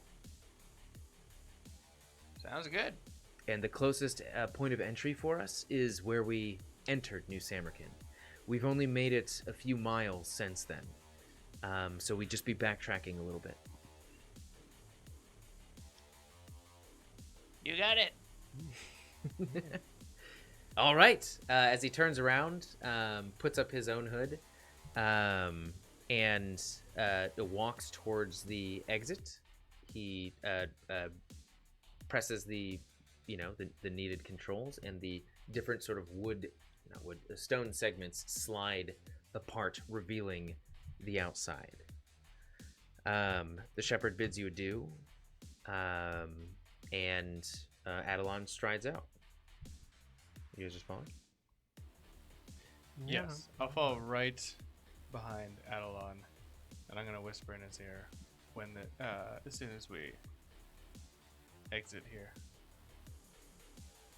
Okay, he walks out. Everybody else proceeds. Edena grabs onto Astraea's hand as Adelon is like turning around and backing up, and he goes, "You guys are gonna love this." As he's looking at Edena, sort of waving everybody out of the hidden entrance and into the primary alley. What would you like to say? I'd like to get up close to him and be like, Hey, Adelon. You guys got some drugs in this city? Tell me you got drugs. Tink, we've had this conversation before. I told you to wait just a little bit longer. I need it. Don't make an old man wait. We can hit the leopard's lair first if you want to get some food now, get some refreshments. Drugs are a bit of an interesting difference of this city compared to the rest. It's gonna be a good show. I can wait. I just need some assurance. Well, I can assure you that we will make our way to the leopard's cradle. Sorry, not the leopard's cradle, the leopard's lair. Good. So, I've got a few different options on our plate for adventures this evening. We've got, I'd really love to take you on the Night's Walk. It gives you a really good view of the entirety of the city. You get to walk the perimeter. There are a few different great beats in scenes on the way. Then there is the Will's Walk, or sorry, not the Will's Walk, the Will's Piece. Now, this place is it's got a giant willow tree that acts as a display in the center. It sways with the motion of New Samarkand. If it turns right, it keeps its own form in tune with the motion to keep the visual fidelity of this of the display. The leaves display deeds of ancient gods, and it barks the deeds of them, of our myths, of our ancient mythologies. It shows us tales of our history, conveys the news, and highlights our opportunity at reclaiming this this land by staying our course. It's got the Will's personal touch, so you'll have to deal with that. But it's great to remind everybody where we've come from, where they've come from, where we are now, and where we have to go. Many people just wear their muties to block out all the sound and go there to surround themselves in nature and pretend that they're not even living on one giant piece of machine. But so that's the park. And he says that the willow tree is called the wording willow. He sort of goes on about that.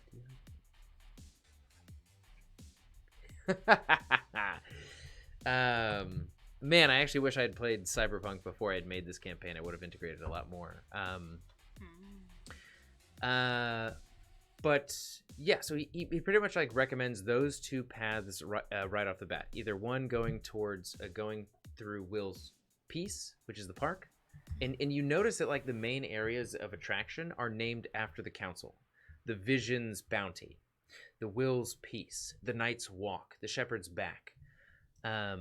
And you also notice a theme of leopard throughout many of the establishments here. There's the Leopard's Cradle, which is the palace. And as you guys are walking away from the palace, Adelon points out the four towers surrounding the perimeter of it, and he says, "That's the Shepherd's, the far back left one. That's the Will's, the far back right one. That's the Vision, the one in the future. And that's the one on the front left, and that's the Knights, the one on the front right. Those are their homes. It's where they stay. And in front of us," and he gestures to the entire city of New Samarkand, which you realize you're on the very back of this mobile metropolis going forward. There's a huge juxtaposition between the outside of New Samarkand and the inside. The outside is, you would think of this as a huge industrial, giant gears shifting on the outside, sort of like a deep red clay encrusted on the bottom from years upon years of traveling. Of course, why you would need cleaners on the outside. And on the inside, it's very clean. It's taken care of. It's purposeful. It's tended to. As from the palace, from the Leopard's Cradle, there are stairs descending down and many pathways arcing off from the base of the stairs. The central pathway extends into this large, vast park. This is the Will's Piece, and you can see many different colorful trees popping up along the perimeter, bushes, even what you would have to assume are bizarre creatures, animatronic wildlife, but wildlife so close to what you've seen or what you've pictured or heard of in stories that it's hard to imagine that they are robots to fill this place. There are artificial fireflies also dancing around many of the different bushes and flowers in this area.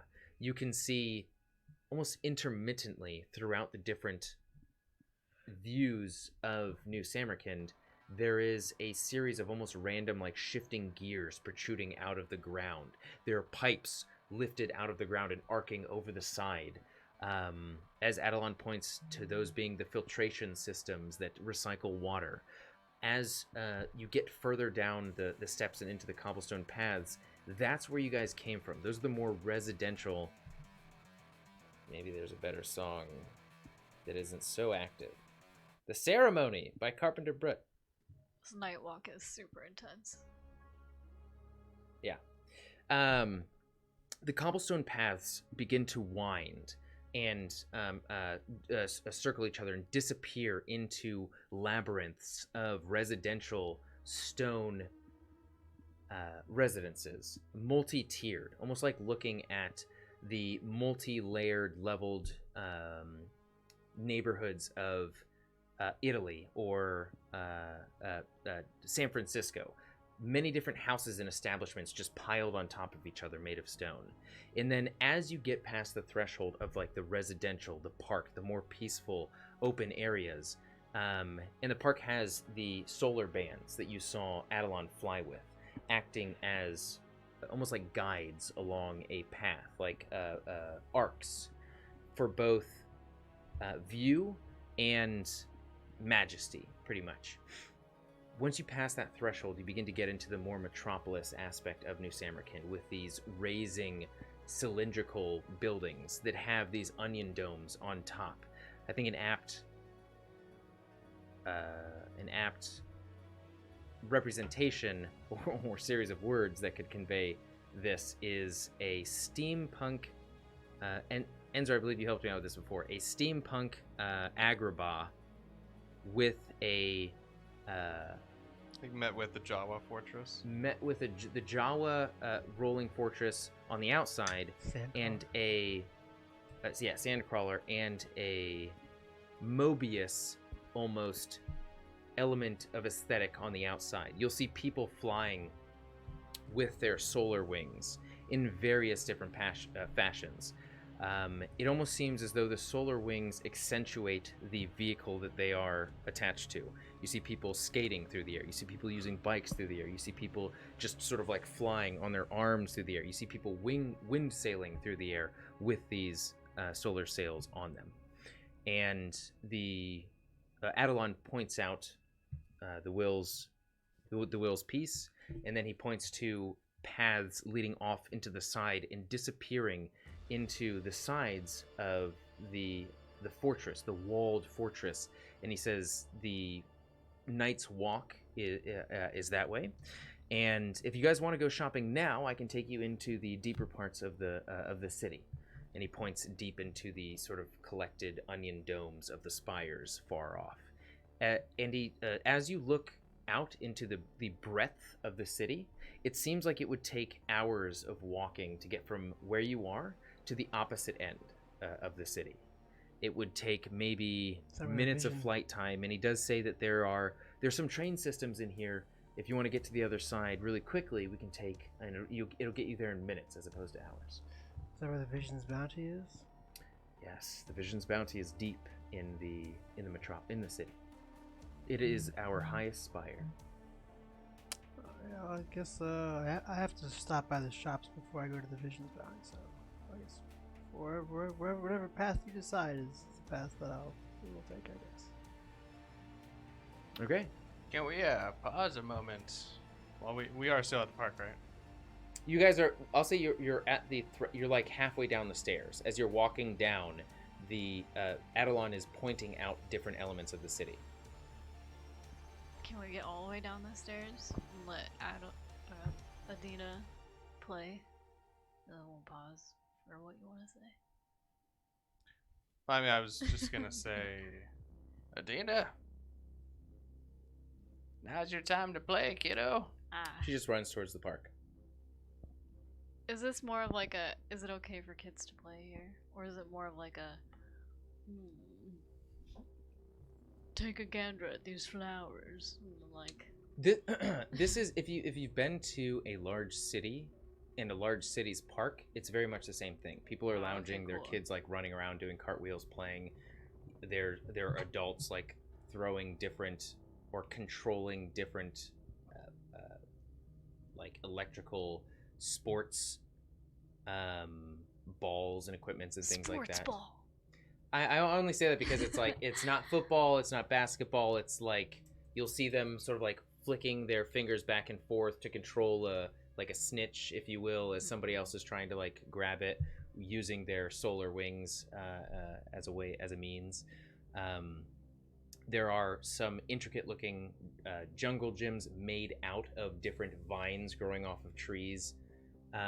Many of the trees it's almost a combination of biological and biology and technology, as some of the trees' leaves are vibrant on their own, displaying different colors that are sort of like shifting in and out. Adelon did say that out of all of the other means of technology, light is something that they have been able to craft a specific mastery over.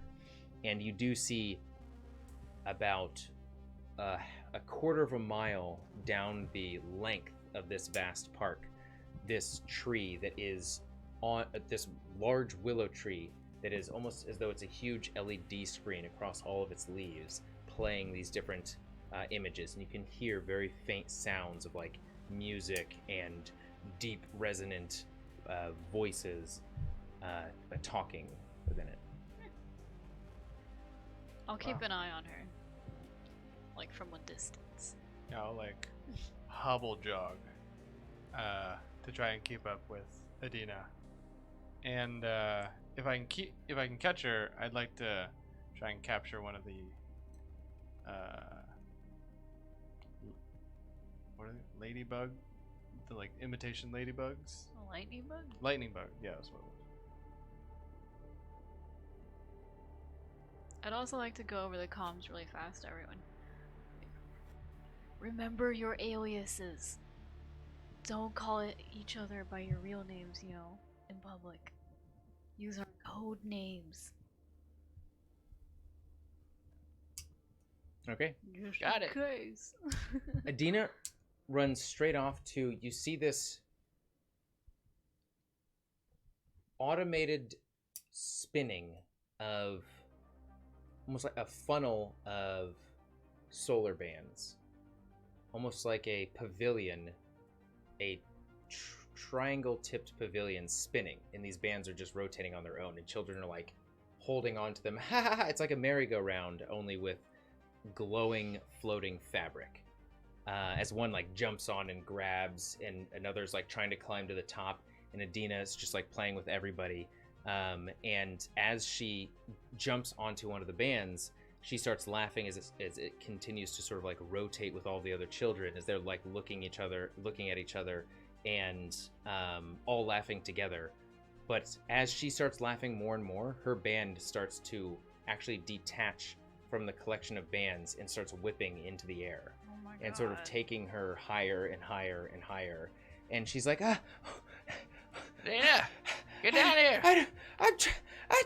Do I let go? Azara. Something in my throat. That's a Azara. foreign name if I've ever heard one. Wait a second. Azara. Azara. Oh, that's what they said. Yeah. Yeah. Oh my Get out of here. Mind your own business.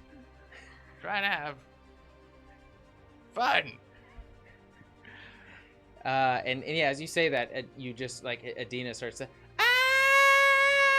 She's being taken farther and farther into the air. Calm down, Azara. Calm down. You just have to, What? you just have to Nobody calm can down. hear you. Whispering to yourself over there. I just You can yell, look calm up and I down. say, yeah, she's too far away. I just She's maybe like 15 feet in the air and gaining elevation at this point. How do we stop this? You see Adelon's solar wings around his torso. You see them start to unwind as he's like looking at you guys. Is this normal? No, it's that not band normal. shouldn't be doing that. We don't have any wings. Can you please go up there and as he get like her his down? wings unwind across his back, and as he like grabs onto them like a wind sail, and just floats up to her and grabs her like, "You're all right, kiddo. Come on. Maybe. Wow, you have a lot of side effects, don't you? You got like a lot of pull over this technology." She's like, "I guess. I still don't know what's going on." They're just like whispering to each other as he sort of like floats down with her, and the almost like regaining its place in orbit, the fabric that Edena floated up with sort of slowly floats down and regains its place in the cycle of the solar wing merry-go-round. Do you guys deal with this often? Yes. She is special. You said it yourself. Well, Shepard said it. Unique. Yeah, now I know. So that's kind of not... That's rare in this city, that technology would ever go haywire like that. We'll put an incident report in saying that was a faulty band. There'll be many more incident reports today than there were any other day. But yeah, let's go. As you guys walk farther down the garden, the Will's piece, you start to hear the sort of the proclamations of the wording willow, of the myths and the history and the news, and the prospects of the future. For their myths, it displays one god creating the earth, one god creating everything. Their history is a lot of intense, vigorous religious battles, and a priority towards science and building a future for their society. For the news, you hear this, you see this continuous scroll of 88 years until home. You see news headlines of "The Will says the Shepherd has too much power." Other headlines saying today's protest about taking New Samarkand out of the Nation of Sands ended peacefully. And just different scrollings illustrating the separation between the younger denizens of New Samarkand and the older denizens, the one who want to stay and the ones who want to leave. It seems from this news, the vision is a proponent of staying, the will is a proponent of leaving, the shepherd is also a proponent of staying, and the knight is neutral. And then at the end, to sort of cap off this cycle of content, is like a 50s style, like, in the future video, where it shows all of the great things that are going to happen if New Samarkand stays on the path and stays in the Nation of Sands. It shows images, evolving images of this desolate landscape getting soil, getting grass and crops, getting trees, jungles, being a lush landscape once more, and then also like rockets sailing off into the sky. And then it repeats. And so again, it is this sort of, you could consider it propaganda. You're not entirely sure if any of this is a lie or not. But you do know that this is the Will's creation. Yeah, anything else you'd like to do inside of the park?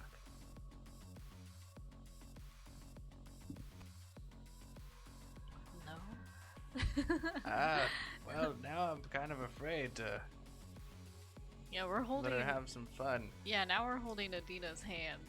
Yeah, here. Because we Edena, can't have that happen again. anything you'd like to do? In the safety of... You Our see like presence? one of the larger trees that's grown into the shape of many of the roots are arcing up and down in the ground to provide like hiding places in paths and tunnels for children to play on. It's almost making this play castle, this play tree house out of its organic nature, where Nothing you see on it looks like it's made out of tech. not immediately, but it does seem like it was intelligently designed to grow in a very specific way. Yeah, nanobots in the tree. I'm gonna like, Edena, you can go play, but if you feel like your power is getting out of control, try to calm yourself down with some breathing exercises. Netra, you see behind her this her eyes glow as she turns around and she goes, "Can I really?" And you see one of the roots almost get like slowly pulled from the ground and start leaning towards Edena, as you just hear this like this snap, like this creaking of wood as it's trying to elongate itself to I'm gonna pick her up and go back to what's his name? Too many A names. Adelon. Adelon. I'm gonna go to Adelon and be like, is that normal? Is that supposed to happen? That's the first time I've seen that move in All right, 5 well, years. No, we're getting out of here. Yeah, I got a we good can't. idea. I got a good idea. Let's find We us can't a risk safe it. spot away, still in the park, with some distance away from some of this technology. We'll sit down, and we'll use Play our patty cake. imaginations. We can play patty cake. The patty cake. She Get duck the goose. hell out of here with that. duck goose. Bull. What can she do? She's affecting everything here. This way. Follow me. I see a spot. All right. Let's sit down on some empty lawn space. Nothing around us. Yeah, what is the no spot that you flowers. Exactly that. No Like bushes. an empty, No trees. see? It's like there's normally a collection of numerous different variables of a garden and park together, like flowers growing in abundance, with trees growing out, many different sort of like branches to play on, and so on and so forth. You literally find a circle absent of any like it's got So what are they sad. wood chips in it, Oh, and it okay. looks like it looks like this playground was just recently uninstalled. Ah. Like you see like metal different unbolted sort of plates on the ground in different areas. We're gonna do a dance party No. in the wood chips. Lame. Edena, Yeah? let's play a game. All right, well, what are the rules? What's the game? There are no rules. You tell us what you look out into the space. There's a lot going on. And imagine some cool stuff, something you wouldn't think is possible. And let us know what you see. She starts, she says, okay. And she turns around and she starts looking just at the different elements around her. And you start to see one of the trees just uproot itself. And the branches start to like wave back and That's it. forth. I'm gonna be like, sorry, Edena. It looks like And- this park is actually really dangerous and we gotta get out of here. I pick her up and we're leaving. We're leaving the park. Let's not make a scene. No, Act But they normal. want to stretch. We're walking slowly. Are there any animals Away. in the park? Yeah, there are quite a few artificial animals. Like you'll see a fox, you'll see squirrels, you'll see deer, Any birds? some monkeys. You'll see a lot of leopards just sort of like roaming God. around. Is there anything flying or no birds? Pardon me. You said that there were lightning bugs. Besides lightning bugs, I mean, is there like birds or... Weirdly enough, you don't actually see too many birds. You see birds like in the trees, but they're not flying. And as you're noticing this, you do see like a couple sort of swirling together as they romantically twist throughout the park. And it may be because they're like flying is normal here, And there might have been a few accidents in the past where, and Adelon will tell you this, where a lot of the birds got destroyed. Some people got concussions by hitting them in exactly the wrong spots, and so now they just sort of dance amongst the trees. That's about it. They don't actually fly around here. They've been more of a nuisance than anything. Well, like nudge Edena in the shoulder and be like, the birds. Just try and have her focus on the birds. Like, maybe you can be friends with one of them. Just don't have it hit you in the face or anybody else in the face. She smiles, looks up into one of the most. Just think, come over here. That's it. Gently. Well, she puts her hands behind her back and starts like swaying back and forth on her tippy toes, and as her eyes begin to glisten in this vibrancy, many of the different mechanical birds, or artificial birds, I should say, start to sort of tweet. They start to flap their wings and dance from tree branch to tree branch as they begin to tweet in rhythm a melody. And they begin to start to sort of like highlight in different colors. And she's just pretty much putting on an orchestra for many different people as a lot of children start to run from where they were playing, as other adults are like turning their head and like, oh, must be a new feature. It's a good distraction. Okay, good job, Edena. Nice. Thank you. I am holding her. We are exiting. As like, yeah, And that was that. you see like the The roots end. of the trees start to uplift a little bit, and as you start to hear the creaking of wood once again, she's like, all right, okay, time to go. I'm leaving like calmly and like, it's just time to go home. Like, I'm not rushing, and I let her look into the tree and like play with the birds, but we are leaving the park. Okay. She's slowly slapping her hand. No more fun.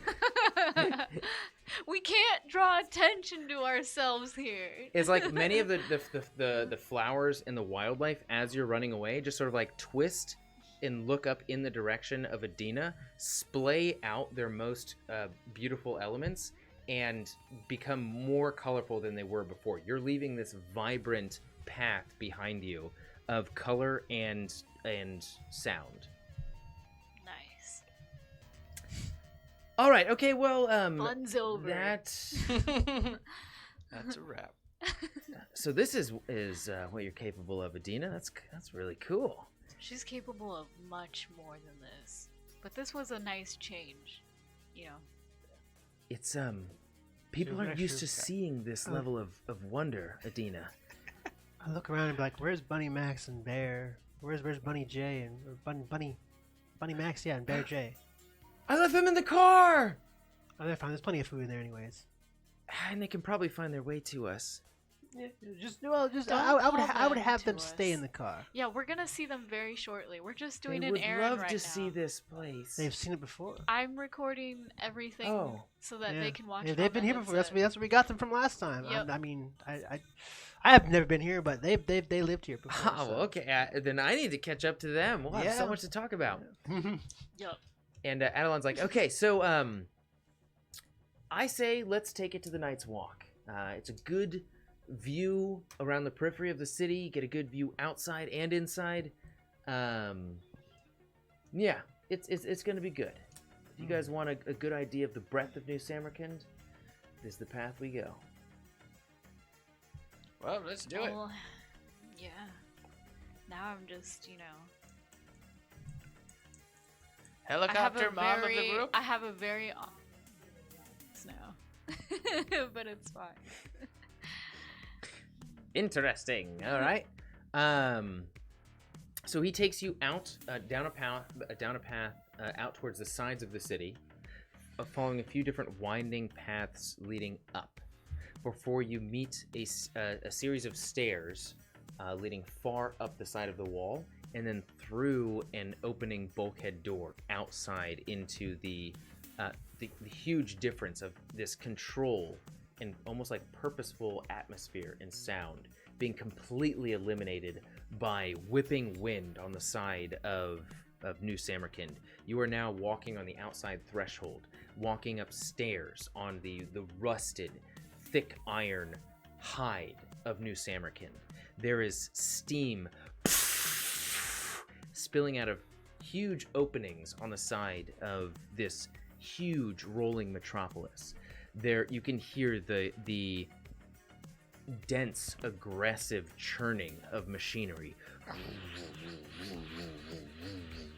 The churning of massive wheels inside of, or on top of tundra, of dirt, of sand.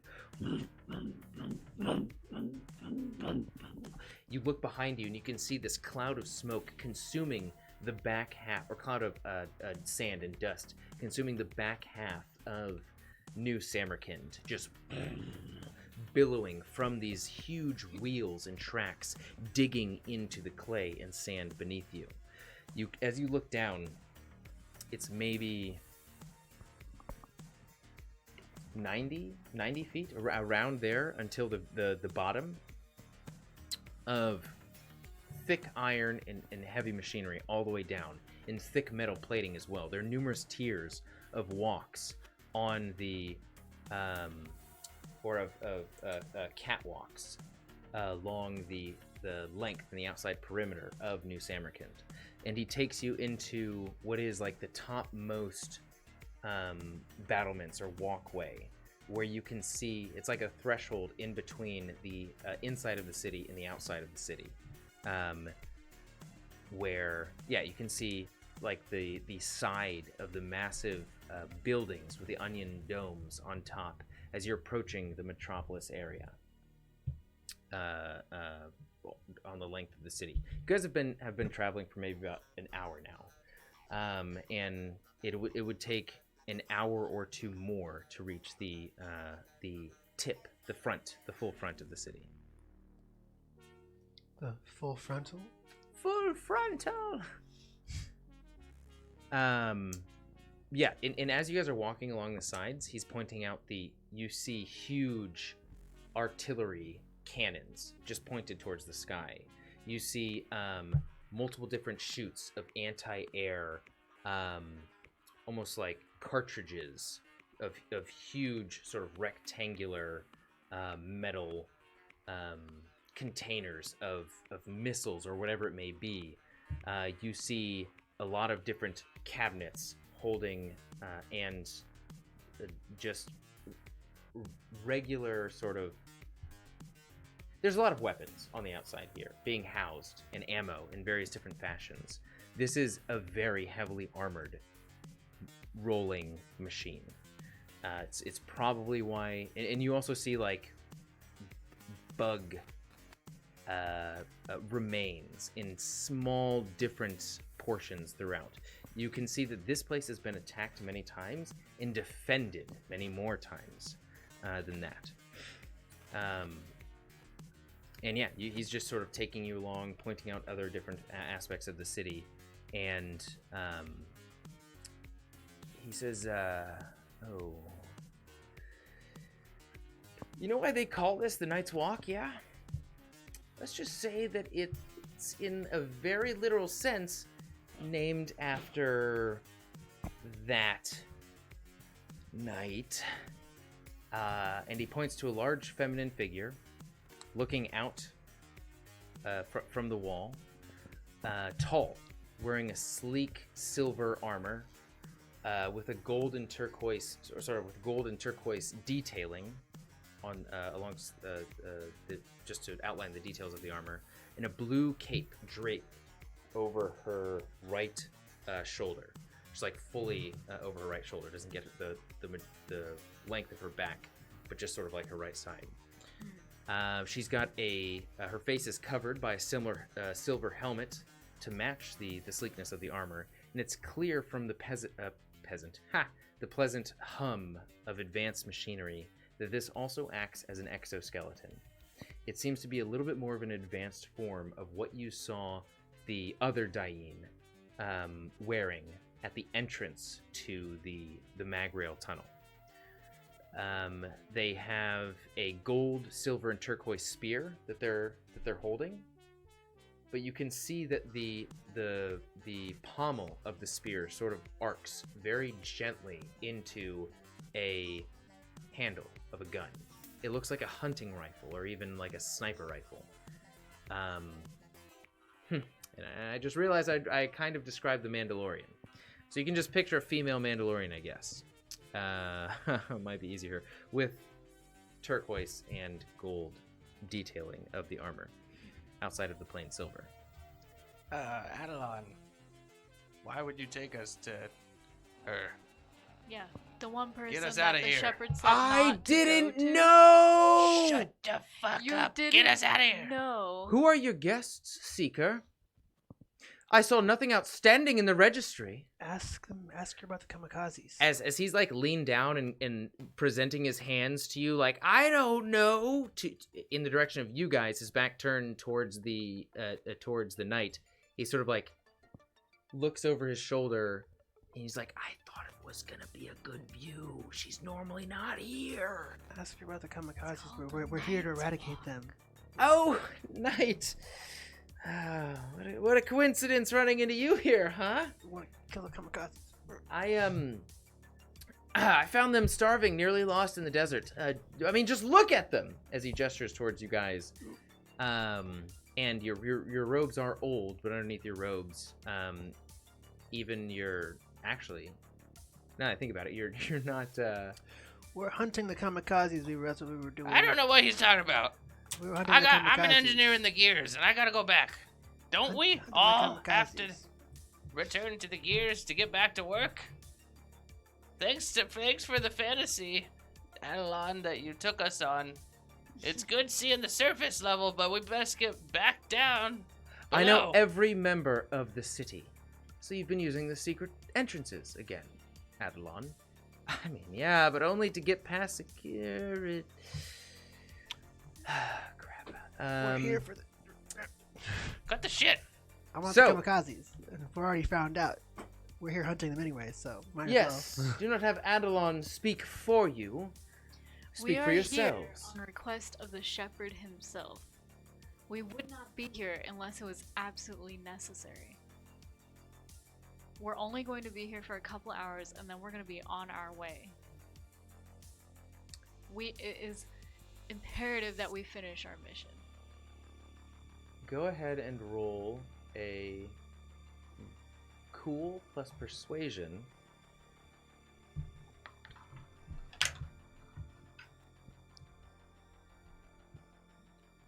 $23.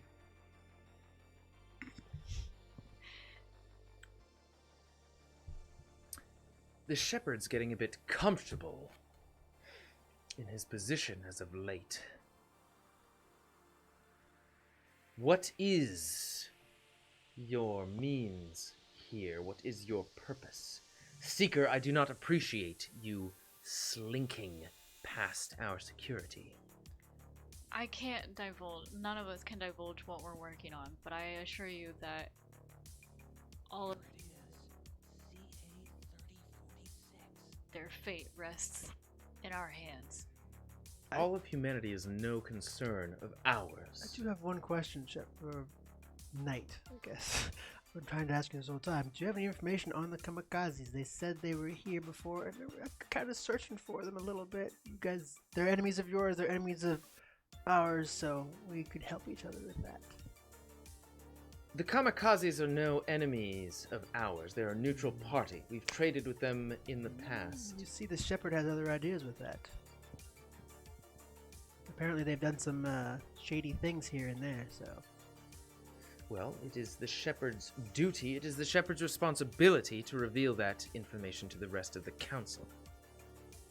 I can see that he's up to his usual nefarious means. Maybe. Adelon, whatever you're up to,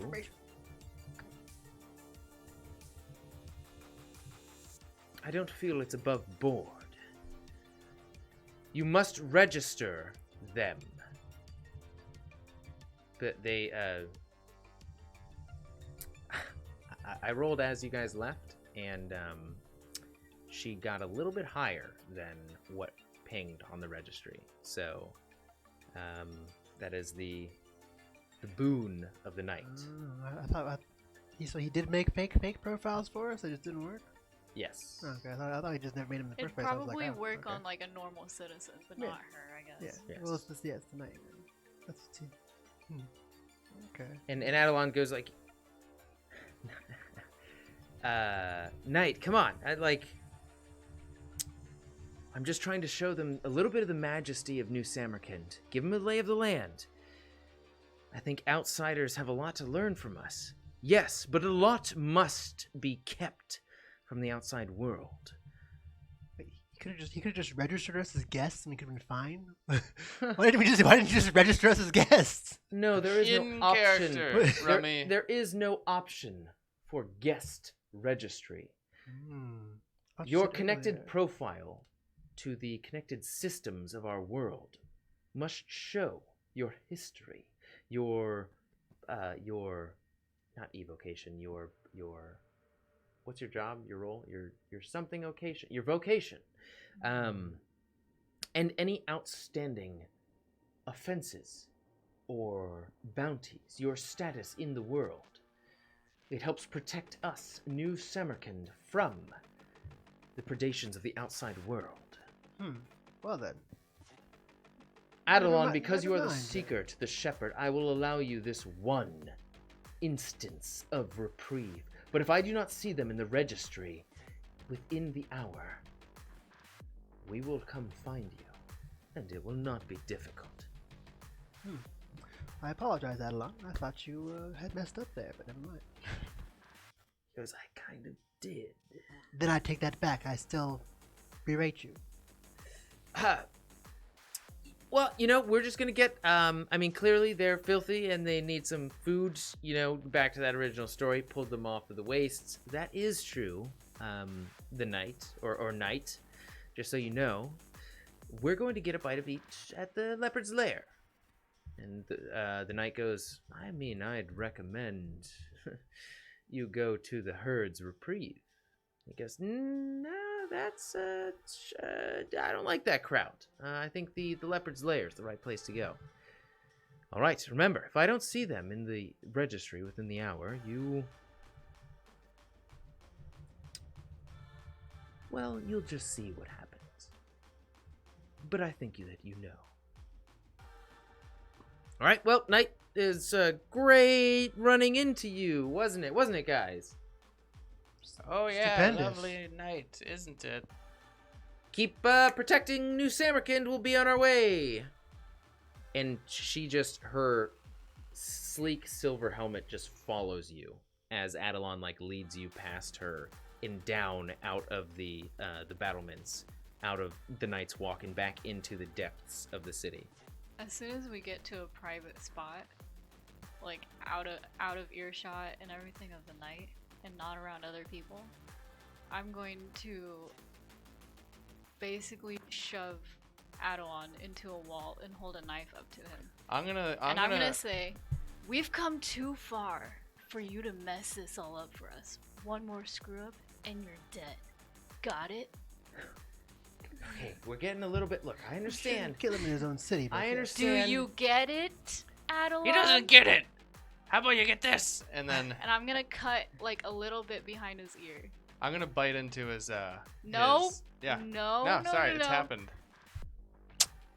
I'm gonna walk away with Edena. Edena towards the peak, towards the lookout, just to keep walking. And Adena's turning her head backwards, what's going Just on? ignore them right there. They're Are doing they some playing? weird. I want to play. No, they're just being themselves. Let's continue, Edena. He said it was this way, correct? The peak's this way. Yep. Oh, let's go. Okay, I'm gonna head back over to Edena, and then I'm gonna be cursing Adelon's name. We come too close to go fucking tour of the perimeter, not to know that the guard is there watching the perimeter. I did cut him a little bit. Wait, you didn't give him a chance to respond. He just says, Well, hopefully he understands that we're serious. No more. Let's go have a night on the city. The cut was a Vibe. warning. It's a part of the warning. look, guys, mortal code. And now he's just talking to, I guess, Netra. Things here aren't like Robo City 16. so long as they don't know that you've got a huge bounty on you, everything will be fine. And even if they do, we work through logic and reasoning here. We're protective of our own. So long as you're no threat to the structure of our society or any individual here, you'll be fine. They seem We're pretty not set on one of you. protecting the Makadis. And we don't want to be one of you. We just need to get in and get out of this place and finish our mission. All right, I understand. We shouldn't take any unnecessary risks. But this place just got so many great All right, okay. All right. So what's next on the agenda? Are we going? Do you need supplies? Do you want drugs? As he's like rushing up to you, Tink. Supplies first. We need supplies, fast food that we can eat on the go, and we're getting out of here within an hour. I still have to go to the lookout, though. To the Vision's bounty. Just... Whoa, Okay. hold on. What? Why wouldn't you just add us to the registry? What's the downside? Then we don't have a time limit here. The names I already added to the registry with Netra's help and the help of the shepherd, the night saw past. If we were to add your actual names to the registry, they would see the bounty on your head, make a very ugly association with Robo City 16, and likely throw you out of the city or hold you captive. Okay. I'm sorry, Astraea, but we don't have time for... Well, let's just say Hold we're on, not hold done. on. No. going I there. promise, Astraea. Look, it's not... If we're not done here within an hour, we gotta go. I'm not risking all of our lives to see up. You can go back there From a by high yourself, place. because I'm still going there. Okay. I have to. Agreed. Yeah, we're getting fast food, ammunition, and then we are going to head back to the car. He goes, well... Astraea, you have 1 hour. If you're not at the car, I will be there when we're I'm leaving. there. you can try, but the car won't start without me. You see, you see Adelon It sort of has like look my through DNA thing on it, so I have to start it. through something on it. Like he checks a like a bar or meter. He checks something in his system, and he goes. He sort of like makes this cringed face, and he goes, "Yeah, I should have enough." Okay. And he goes deeper into the metropolis. He guides you all, What? and What? Have enough what, Adelon? Excuse me, Adelon? he walks up to a tree that is hanging these bands of these solar bands. And he goes, to get you all one of these. It should help with our navigation around the city. Things that would take a half an hour, 2 hours before will only take minutes with these. They're your own sort of rental solar bands here. They're quite pricey, and I have enough, just barely. But it should help with our means of travel here. And he pulls down 4 bands. Each one has a handle, a physical handle that you can grab, and it's attached to this. Imagine like an Olympic band. I want to get one tandem shoot for Edena. One what? One tandem shoot, so 2 people in one, so she doesn't basically fly off because of her excitement. Thanks, Astraea, because that'll save me a little bit of money. Okay, so you get a tandem one, and it's effectively 2. It's like a hang glider with almost like a harness in the front. So you grab it by 2 arms, and then the main source grabs it by 2 arms, and the sort of child source just sits in this sort of like anchor onto the chest of the individual. And I basically don't want her touching the machine at all. So just like I'll keep her hands. Your arms are the only thing that are attached. Yeah, like keep your arms and legs inside. Don't touch the machine. You can get excited, but if you get too excited, I'm going to tell you to calm down a little bit. Yeah, and they're like small streets or air streets or highways on the around the lengths of the buildings and the streets in between. Imagine it's like streets in like Chicago or New York or any major city, except there are multiple levels of them. The ones higher than the ground level are where people are just like flying with their solar bands. And so he rents you these, gives a big sigh like, okay, well, that's a lot of saving I need to go back to do. Okay, and says, okay, where to? Are we going to Leopard's Lair for food, or are we going to the Vision's Pocket for supplies? Supplies first.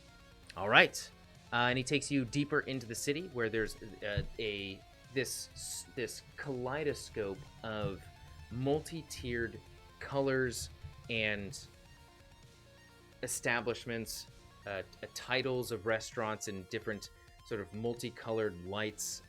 Many of them still in the solar bands, written from the solar bands. You can see that that technology is like implemented in various different degrees throughout New Samarkand. And he takes you into what looks to be the Cyberpunk equivalent or the New Samarkand equivalent to an Apple store. You walk in, it is a beautiful cobblestone ground with cobblestone sort of raised daises displaying many different pieces of technology, just sort of like hovering and circling in the air with helpers, people in the shop just standing by different sections of the shop to as outlines of members that can help. I don't remember. Is the it obvious what type kind of ammo. supplies they sell here? Yeah, so you can, 1 second.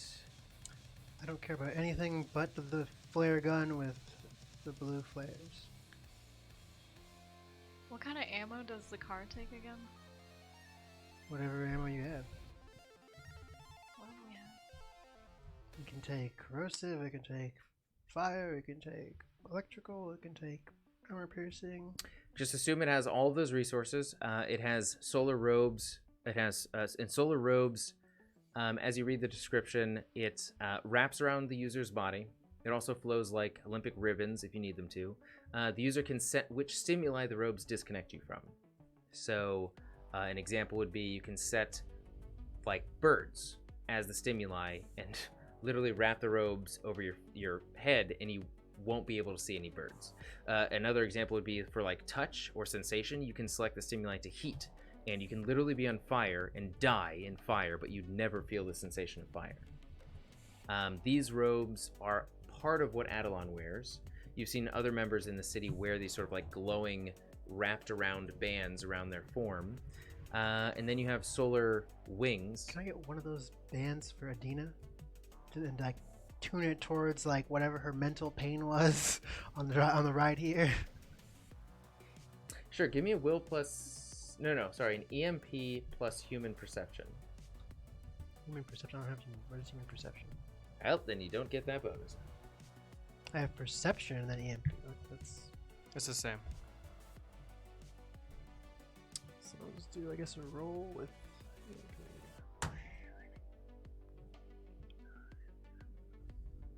13. I'm going to add 5 points of luck to that, so it's 18. Okay, with that 5 points of luck, you are... What specific portion are you trying to block out again, or just trying to... Like, to basically the numb? mental, like, pain she had when she was, like, feeling super sick and bad as we were driving through that storm in the race. Like, because remember, the closer we got to that tower, the worse she felt. So it's like, I'm trying to block that pain. Okay, so you imagine because there was so much like knowing what you know now, that she is a byproduct of the machine. She's an artificial creation, though in organic form. You imagine it may have been the electrical currents in the rad storm. And so you are effectively numbing her to the sensation of this onslaught of what could be disruption in her own systems. Maybe you can play with the birds in the trees after this. We'll see. And that will be 1,000 credits. 1,000 credits, alright. And that's what do you call it?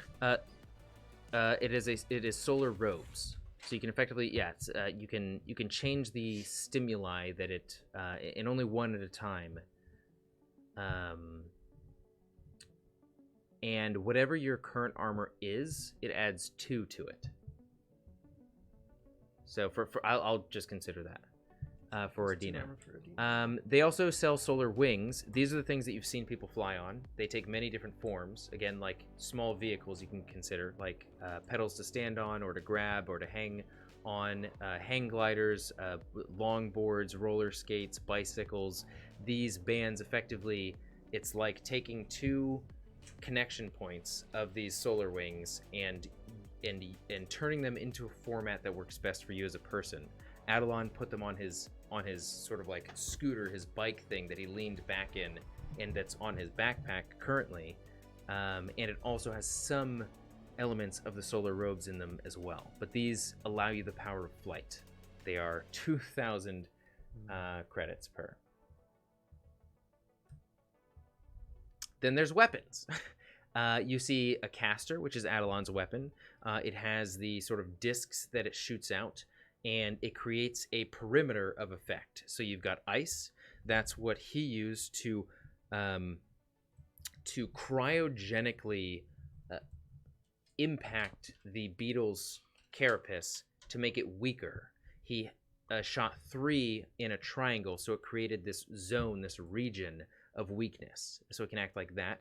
There's electricity, which can act as an EMP. There's burning, just like the elements of the bullets that you guys have. And there's also shielding. So imagine shooting 3 different discs in front of you, and they act as, or even 4. It just depends on how much time you have, and they act as a shield or cover. There also consider this just an opportunity to use your imagination to ask for different pieces of technology as well. There are naked eyes, which is a bandana that you wrap around your eyes, and it is a specific use of the ribbon, much cheaper, that acts as a scope that sees through 10 feet of material. So you can use it to spy on people, or you can use it to effectively penetrate material. There are recyclers. They're personal use where you can recycle your pee and poop while you're traveling to be to be food. There's the EMP antenna, which you connect to you, and it destroys all electric pulses or signals in a 20-foot radius, including your own, save for the EMP. So it's a means you can consider it as a way of stealth, but it's a sort of like, as you approach everything around you, it's almost like pass without trace. And then there are buddy bots. Buddy bots you saw in a similar fashion in Robo City 16. There's MCMDo, or otherwise known as Monkey Do. This monkey has advantage on tech checks. Whatever tech check you do, this monkey will sort of help understand what you're trying to do and accentuate with all of its different tools and components attached into it. And then there's the EMP Cloctopus. Similar to the EMP antenna, it's got... Is this a sex shop? Or is this... No, there's nothing. There's literally nothing in this... What is it? In the Cloctopus? Vision's pocket. Cloctopus. Cloctopus. It covers 15 feet per round, and it can go up to 150 feet total, and it has a 30-foot EMP radius. And so you can effectively set it in a direction, and it will automatically go to where you need it to at a max distance of 150 feet, which is like 10. If you're in combat, it's 10 turns to get to the max amount of distance, or 30 seconds if you're outside of combat. Is that and the buddy bot, are they reusable, or is it a one-time use? They're reusable, but good luck getting the Cloctopus back. It's like, so the Cloctopus, because it's an EMP, you wind it. You like see this winding mechanism, and just through pure, what's it called when there's no electricity? Analog. Just through pure analog mechanisms and being wound, it progresses forward while it's sort of like pulsing out this EMP effect. Cool. And there's anything, potentially anything else that your imagination wants to come up with. How much is the buddy bot, the EMP antenna, and no, not the antenna, buddy bot and the Cloctopus? Well, I mean, just for information, the antenna is 200 credits, the Monkey Do is 400 credits, and the Cloctopus is 500 credits. Okay. I would like to buy... And you can also they also accept selling things here. There's a person with sort of like built-in. You can't see their eyes. It's like Bato from Ghost in the Shell, where it just seems like cybernetic components built into their eyes, and they also have a turban around their head, wearing white robes. Also dark skin. Do they have Sort of like hands on the counter, resting, sort of lazily, kind of end of the day. Could I ask this guy if he has a flare gun that he can modify to shoot a purple quasar with blue rays coming out of the top and the bottom, basically just like a pulsating quasar? Oh, my friend, I have well, yes, I have this little gun, and it shoots out a holographic display that you can program to be whatever you like. Takes a little bit of technical prowess, but should you have it, it will be a little difficulty I to need program. 4 shots. 4 shots, my friend. This has many shots, an infinite amount. Perfect. Then how much is that? Why, this gun is about 150 credits. I will take it. Perfect. Nice doing business with you. Can I interest you in one of these casters? What Should you exactly need to is a penetrate caster? a difficult barrier? The caster is the propulsion device for these separate. I mean, I use it in the past. I'll use it now. These separate nodes, and it's almost like you have to connect the nodes for the full effect to take range. There are some that have an effect based off of one node. So like the electricity one, you can set to EMP, fire it at a robo. They'll have to make a save, and if they fail the save, they. It works on like medium creatures, depending on the size of whatever you're shooting it at. You'll have to fire more. I'd like to get. And one of also those. the DC raises for every node. Can I get one of those? Why, yes. Ooh, pretty girl. This will be, you can freeze all of the men in your sights, or women. Hey, I don't judge. Or anything in between, mind you.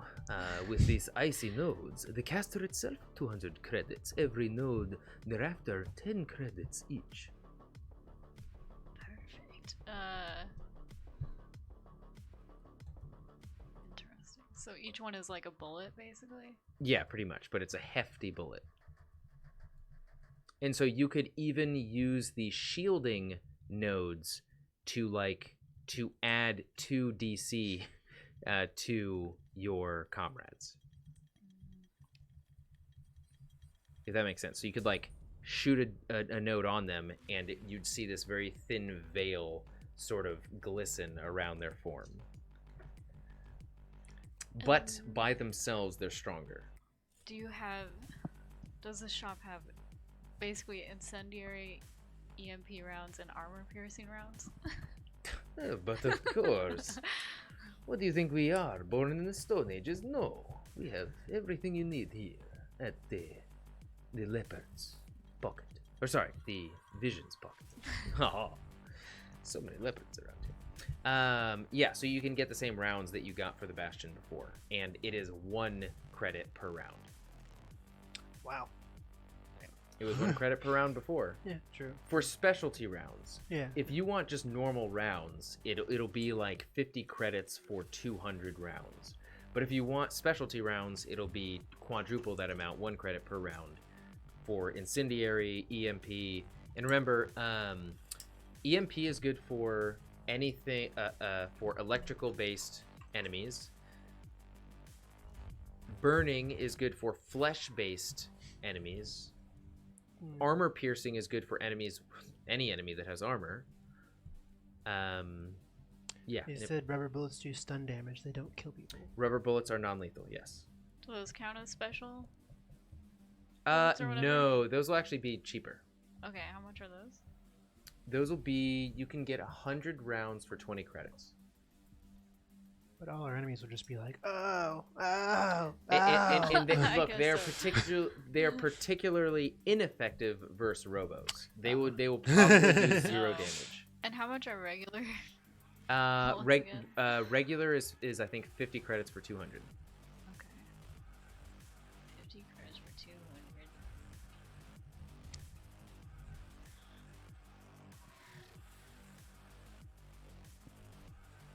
I'll chip in with you, Netra, since I usually like firing off the gun on the vehicle. How much did you say the caster gun was again? 200. 200 credits, my friend. I might as well get the caster gun. I'll take the caster gun as well. Then It know it people comes with 3 rounds of any node that you like. any node that I want. Ice, electricity, burning, shielding, or if your imagination sparks some particularly interesting node, the DM's imagination might match it. Or the DM's will or arbitrary nature might match it. I have a list of things, so whenever you guys are ready, just say the word and I'll fire off my list so we can get out of here. Remember, you can also sell things if you're at a lack of money. What does the caster gun have damage do, or I guess, or? The caster gun is they're all effects. So it's, Oh, there's effects. yeah, pretty much. Some can do damage, like the burning can do damage, and that would be 66 per like full use of node. Do you have like a node that will, like, when you shoot into somebody, it will like shoot out like other wires, or like wires that'll just like keep them in place? Ah, you're thinking of the Horizon nodes. Yes, we have those. I'll take the Horizon node, I guess, since you said I get one free, I guess. Yeah. So that has 3 then. Yeah, okay, so 3 Horizon nodes. And that would be binding. Okay, yeah. I'm getting a lot of stuff. Doing a lot of math over there. Yeah, I did a lot of math. I already did There we go. the math for you. Do you want me to just say what I'm getting? Yeah, sure. 1 caster with 200 ice, 200 EMP, and 200 shielding. Because you said they're bullets, right? They're nodes. So Wait, they hold don't on. act as Sorry. bullets?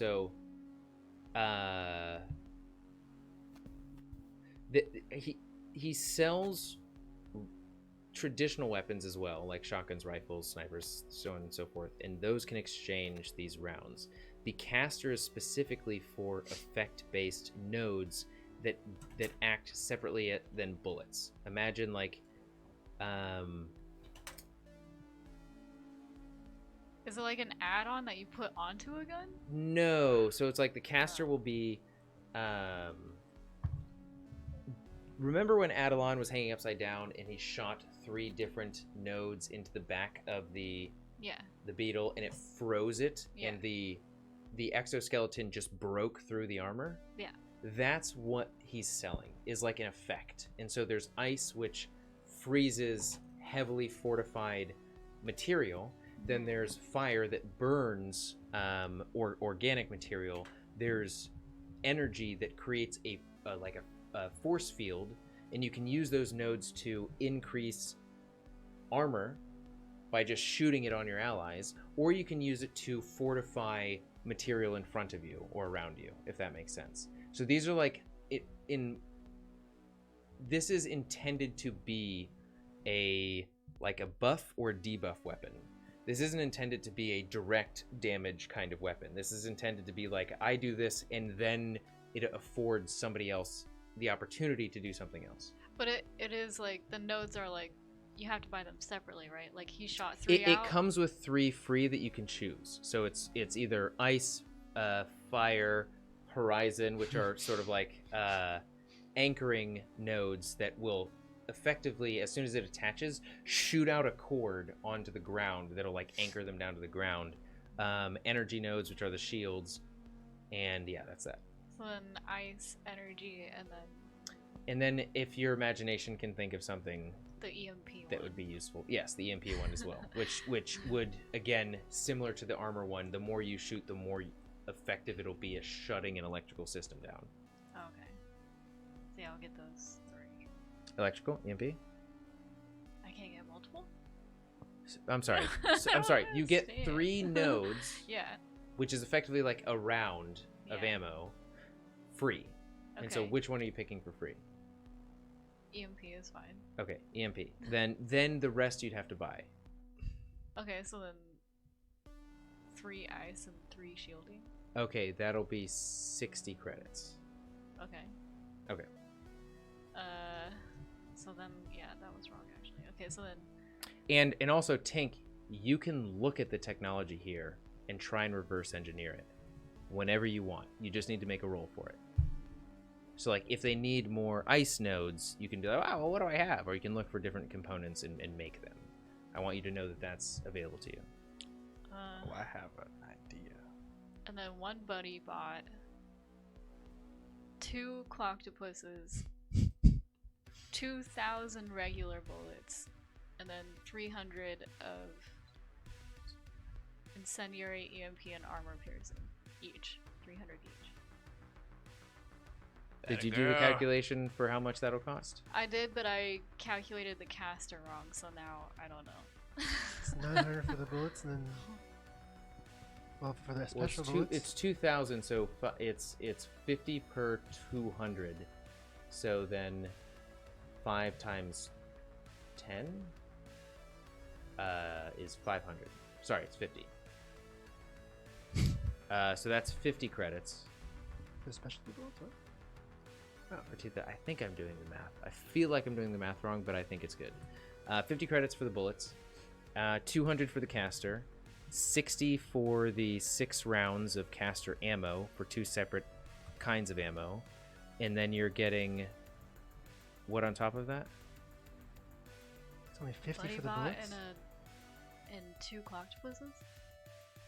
No, shit. 500 credits for the bullets. Thank you. Because I said 5 for 200, but it's actually 50 for 200. I mean, I can just write out what I'm getting. I definitely have enough to get whatever I'm getting, and then we can just do the math later. That's fine. Yeah. Okay. I thought they were $1 a piece. Because if they're just 50, then I'll buy as much as I can. Yeah, it was more than that. Originally, well, I calculated it wrong, but it did come out to like 3,600 credits. But I'd have to go back. But we can do the math No, later. that sounds good. That sounds right. Okay, Please. let's just do 36. Money is not as important as the rest of this game. Yeah. So 3,600 for 2,000 bullets. For 2,000 bullets, for 1 caster, for One buddy bought 3 cryo rounds, 3 shielding. shield, 3 EMP that came with it, 3 buddy bot that is this the monkey or is Yeah, the monkey one. Okay, so 1 monkey 2 cloctopuses. and 2 cloctopuses. Okay, How much are and the nodes? And then the incendiary, EMP, and armor piercing rounds. okay, How much are the nodes again, you said? Like 5 apiece or the nodes are 10 apiece. 10 apiece? Yeah, I'm sorry. The headset is like dangerously low, so I don't Plug it in. I don't have the references. I wrote down 200. How much for a mini fat boy? Or no, never mind. For Fallout. A nuclear device, you say? I'm gonna throw the caster at Tink and be like, "Happy birthday, and Merry Christmas." Tink's gonna tear up. Thank you. I had plans for this. Okay, and Tink, what would you like? Is everybody ready? Or done? Yeah, I don't think I can get a mini nuke, so yeah, never mind. I have to call in a few favors, but I'd be put on a watch list for sure. Well, what about RPGs? We're here on business. You would need explicit permission from the knight. You need credentials from a Dayin. or What about equipment like grenades? that. But if you could sweeten the pot, maybe. 500 credits plus the 200 that it initially costs. It's okay. It will save us the hassle. What about grenades? Similar. Any high impact, high damage. Everything that I'm selling you now is for effect. Grenades. You guys have spent enough at my shop. You'll return, yes? Oh yeah. All right. Then yes, 50 credits per grenade. Sweet. I'll take 10. All right. Yes. Okay. Just tell me where you're assaulting it so I can not be there when it happens. Like, yeah, this is kind of crazy. We're just buying up a So- shit ton of ammo. And it's like not We are on a suspicious timer here. at Let's all. cut the chit chat. You got a chem analyzer. A what? A chem analyzer. Chemical analyzer. But of course, yes. How much? This is our time to make up One- whatever we 100, want. 100 Art, credits. put something in the chat. Fantastic. I'll take it. I know you're Now, thinking of something. Time to upgrade these bad boys. It's always got the latest and greatest, but you know, it's missing the basics. Thermal and IR optics. But of course, I've got these. I've got irises, contacts. You see, put them right in. Or I have cybernetic eyes, depending on your. How about those sweet flip downs? You know. Oh, very retro, for sure. I mean, they'll fall off, but you can buy them if you I'll want. take them. Oh my god. And how much That's for 75 the? credits. Throw in a EMP antenna. I like that. It's pretty cool. 200 credits. Yep. Don't use that near me. You'll short out my visor. Oh, I won't. Okay, and then can I get a tank of fuel and a power pack, please? For the cost of all that you have requested, I will say 2,500 gold pieces. I mean, sorry, I just got done with a D&D game with my bros back home. This is a very good session. Credits is what I mean. That's a pretty steep price, but Do you know have what? some of those extra rectal gas storage units? Rectal. Mine's full. We I've don't got need one any more. left. And What you just hear. about- It's just billowing out. Just dump out this whatever you need. And here we go. All right. That's it for me. No, wait, sorry. Very important. I have this list of household products. For cleaning supplies. Sounds suspicious. And for my Definitely garden not a back bomb, home. probably. Shut the fuck up. So it is to make an IED. No, Probably Like like small it's to electrical clean components, the house chemicals, and wires, water and fertilizer, grow something stuff else. in my garden.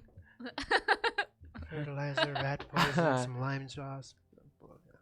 Somehow, and he just starts like opening Ammonia. drawers He's behind got the counter. He's like, I everything. guess I've got everything you need. To make a bomb. I'll need 2 bags if you have some. 2 bags of everything you need. Here you go. But seriously, what are you trying to make so I can understand what the price would be? Combustible A bomb. devices.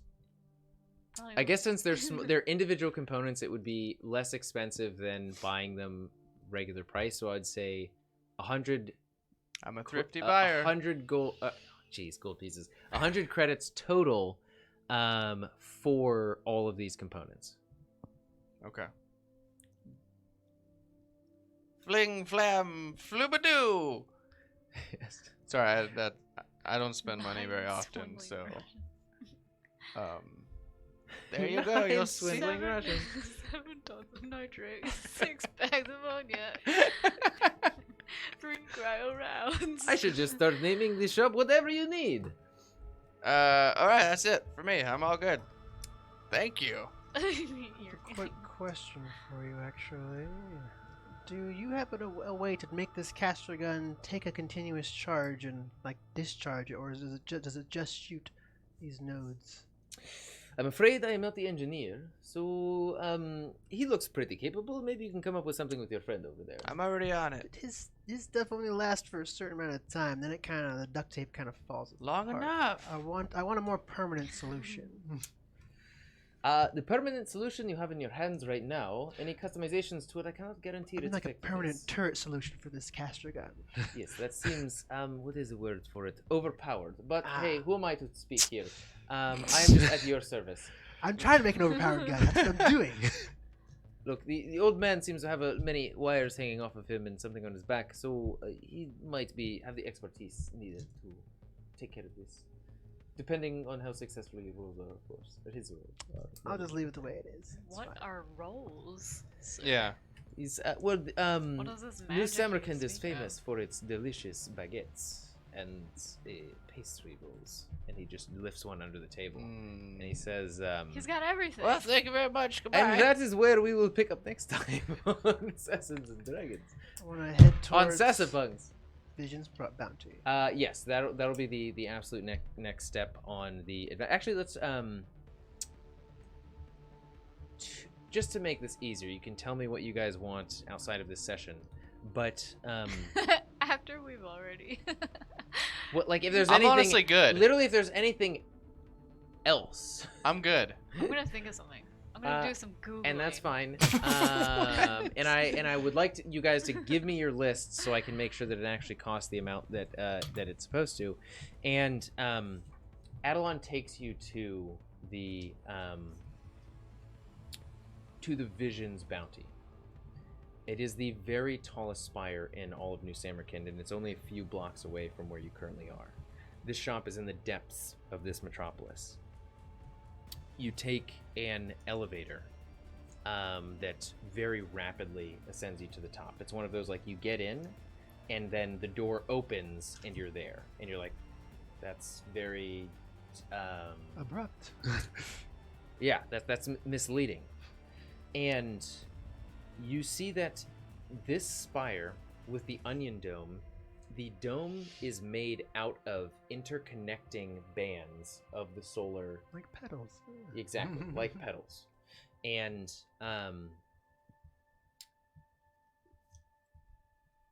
the stimulus that it's getting rid of and it's projecting on these petals is the pollution in the sand around New Samarkand. So you have a clear view of the sky, of the stars, of the expanse before you. You do not see the intermingled storm effects with the electrical sort of strikes of the lightning from the electric storms. You just see the lightning almost like dancing across the landscape. You see cracked and dead caverns from ancient rivers. You see many different sort of pools of vibrant teal sulfur off in the distance, and you can see many miles all around you of all what the Nation of Sand is currently. And there's near every other petal, it shows a vision of what New Samarkand, not New Samarkand, the Nation of Sands used to be. And it shows as they almost like cycle through, and New Samarkand changes direction. You see vast forests sort of growing far off into the distance with huge trees. You see the cracked canyons filled with water, vibrant. You see the cities of old built around these rivers and expanses. And you even see some of the technology of old working again. It's this juxtaposition between the past and future that's ever cycling. And you see couples coming up here for dates. You see children just looking off in wonderment. Do we see any like old like highways that look like they're just like brand new again, or no? Like no like roadways or anything like Yes, that? you do. Are there any openings in this dome to the outside world at all? Yeah, the pedals are actually slowly spinning about 10 feet above the threshold. And people can walk up to a panel and sort of like bring a pedal down to completely conceal the area. But it's meant to show, again, the juxtaposition between like what is reality, what is out there now, and what our past glory was. Yeah, I want to program the gun with 4 shots, I guess. 3 of the shots can be one quasar that has like different moving like platforms, I guess, on it to signify like infinity. Another quasar with like basically like almost like flowers around it, basically that's shooting out. Like that's to symbolize Tetra. Then another one that just has a bunch of random shit on it just to symbolize all the other quasars. And the last one's just going to be like a silhouette of a human that's pretty much golden with like code rolling through it. And it's going to be like basically gathering all of the quasars up. I'm going to shoot them in a row, basically, like, with that big one behind it.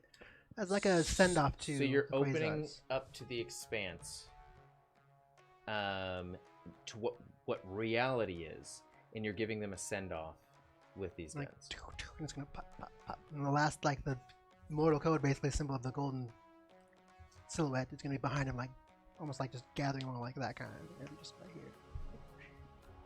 Okay. Oh, Tetra, everybody. As a celebration of the memory of the quasars and something entirely new and grand to the denizens that are, this would be well in view of much of Yeah. New Samarkand. Fine with that. You see eyes turn to the display. You see the entire chamber sort of look from their various different degrees. You see kids like run over, no, come on, look! As people run up to the edge of the Vision's bounty, and you get questions. You get, what's that about? Who are they? What is... There's some friends from the desert, that's it. They're gone now, though, so. And Sad passing. as there's almost this dull pause. Not dull, that's a poor word to use. There's this